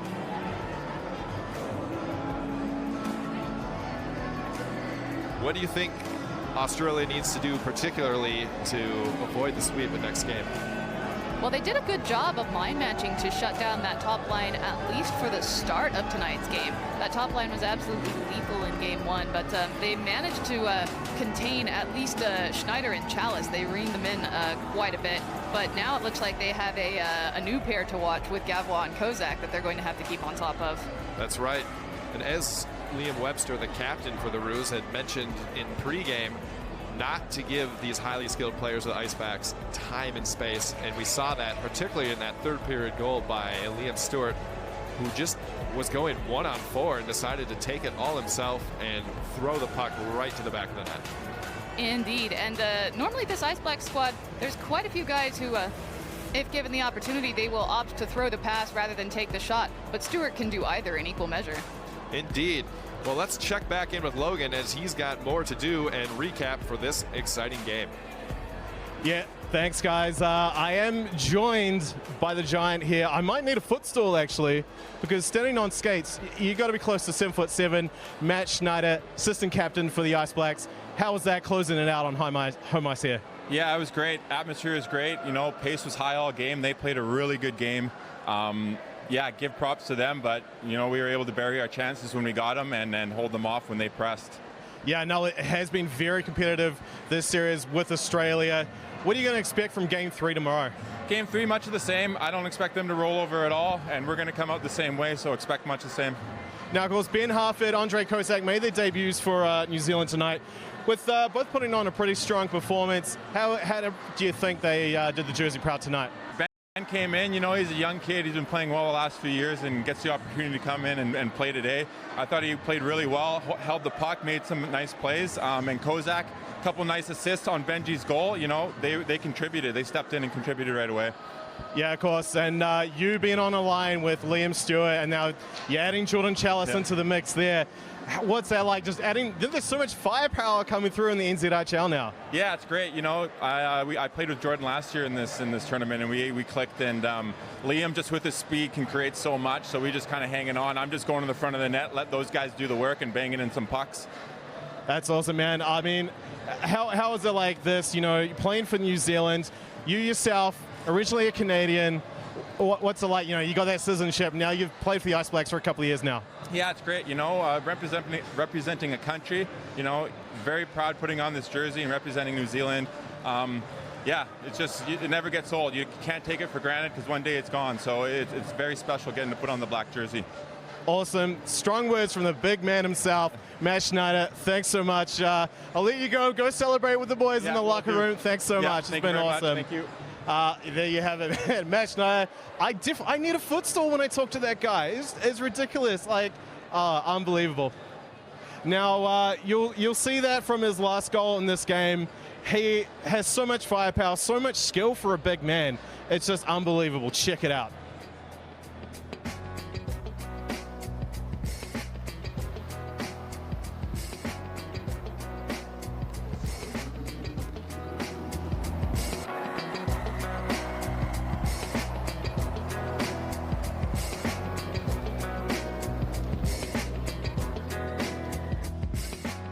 All right, now I'm back, joined by Australian Mighty Roos captain Liam Webster. That had to be a tough loss. I mean, the Mighty Roos, you fought pretty hard in this one. Yeah, really disappointing, to be honest. I thought we came really hard. It was a great game. We were up in the second until we weren't. You know, that's the way hockey goes. Unfortunately, we didn't have it right to the end tonight. Yeah, I got to say, you definitely put all your worth out there on the ice. I don't think you left anything out there. Especially in those last few minutes, there was a lot of pressure, a lot going on. How proud are you of your boys for putting in a performance like that? Look, absolutely. Like proud of my guys. I'll back them 100% all the time. It's obviously very disappointing. We came here to develop, but to also to win, and 2 losses in a row. Yeah, it's not a fun feeling. Yeah, you say that developing, obviously, you got quite a few newbies, rookies representing the green and gold in this series. How do you think they've gone so far? Do you see many of them making the jump to the HHF Worlds roster next year? Yeah, look, absolutely. The guys are doing great. We had another goal by a first timer, another first goal for wearing green and gold with Bremner tonight. They're doing fantastic, making the full squad for Worlds. We'll see. You never know. I think they're doing everything they can to put themselves in a good position. Yeah, you mentioned Bremner. He's kind of a bit of an awesome success story with Australian hockey. We see something similar in New Zealand with the likes of Ryan Strayer or Matt Schneider. Guys coming over from another country, making home elsewhere. In your beautiful homeland of Australia. He's Perth. Now he's there in Melbourne. I mean, what's that saying about the quality of the Australian hockey now? Quality's great, especially a guy born in Australia. Bremner's Aussie as they come. He came to Melbourne for work this year and played with me with the Melbourne Ice. He's a fantastic dude, great looking bloke as well, and you can't fault him. Speaking of good looking, speaking of the Melbourne Ice, you got Kahu Joyce on the other side of things. But I'm saying good looking because of that beautiful cut on his face. What are you going to say about that? Hey, Kahu is awesome. He puts everything out there. I think he's playing fantastic hockey as well. He did excellent tonight. He's difficult to play against. He's a great locker room guy. He's been made a little bit prettier this weekend. It's just the way it goes sometimes. That is an awesome note to leave you on. Liam Webster, thanks so much. Go to the locker room with the boys and we'll come back strong for tomorrow night. Yeah, all the best. Thanks a lot for having us. No worries, there you have it. Liam Webster. Tough loss for Australia, of course. Fought back pretty hard as I'm being joined now by my commentary team of Casey Lucas and Joel Rindelab. Great call tonight, guys. What do you make of that game? How awesome is it that New Zealand have closed it out in Game 2? Oh, it's fantastic. Just a great moment for New Zealand ice hockey as they're able to defend that Trans-Tasman Challenge Cup. Really something that they set out to do and were able to accomplish in just the first 2 games here. Yeah, back-to-back Trans-Tasman victories is definitely one for the record books for the Ice Blacks. Of course, last year when they managed to capture it for the first time, that was the first time New Zealand had ever bested us international hockey, so it was a dynamic moment, and it's great to see them continue. Yeah, absolutely. Now, back-to-back, I think they're starting to show some consistency here with the New Zealanders. I mentioned this with Bert Haines in our intermission interview before. Great guy. Now, those silver medals, those bronze medals that are starting to rack up in Division 2B. With this, I mean, it's kind of like last year. It's very much deja vu. They're coming in is so confident with 2020. Like, how far away are New Zealand from cracking that ceiling, so to speak? Well, I think Bert drew a very, very good point, is that it's hard to get that full roster together, especially with the expenses, as this is not a sponsored sport in New Zealand. Forcing players to play out of their own pocket to travel. This year it will be in Iceland, so all the way across the world. So that greatly reduces the numbers that they can have. And the advantage here in the Trans-Tasman Challenge is that they're able to field a home roster here in Queenstown. It's in New Zealand, and they're able to get a very competitive squad, as you see. Now, of course, Australia, you're going to be playing for pride here. I mean, Game 3, it's still going to be a great one. We've seen so much physicality tonight. I can only see that wrapping up. Thanks so much, guys, for everything. Loving your calls. And, of course, we'll be back tomorrow night for Game 3 here, Queenstown Ice Arena. It's part of the Trans-Tasman Challenge presented by Queenstown Resort College here at Winter Games NZ.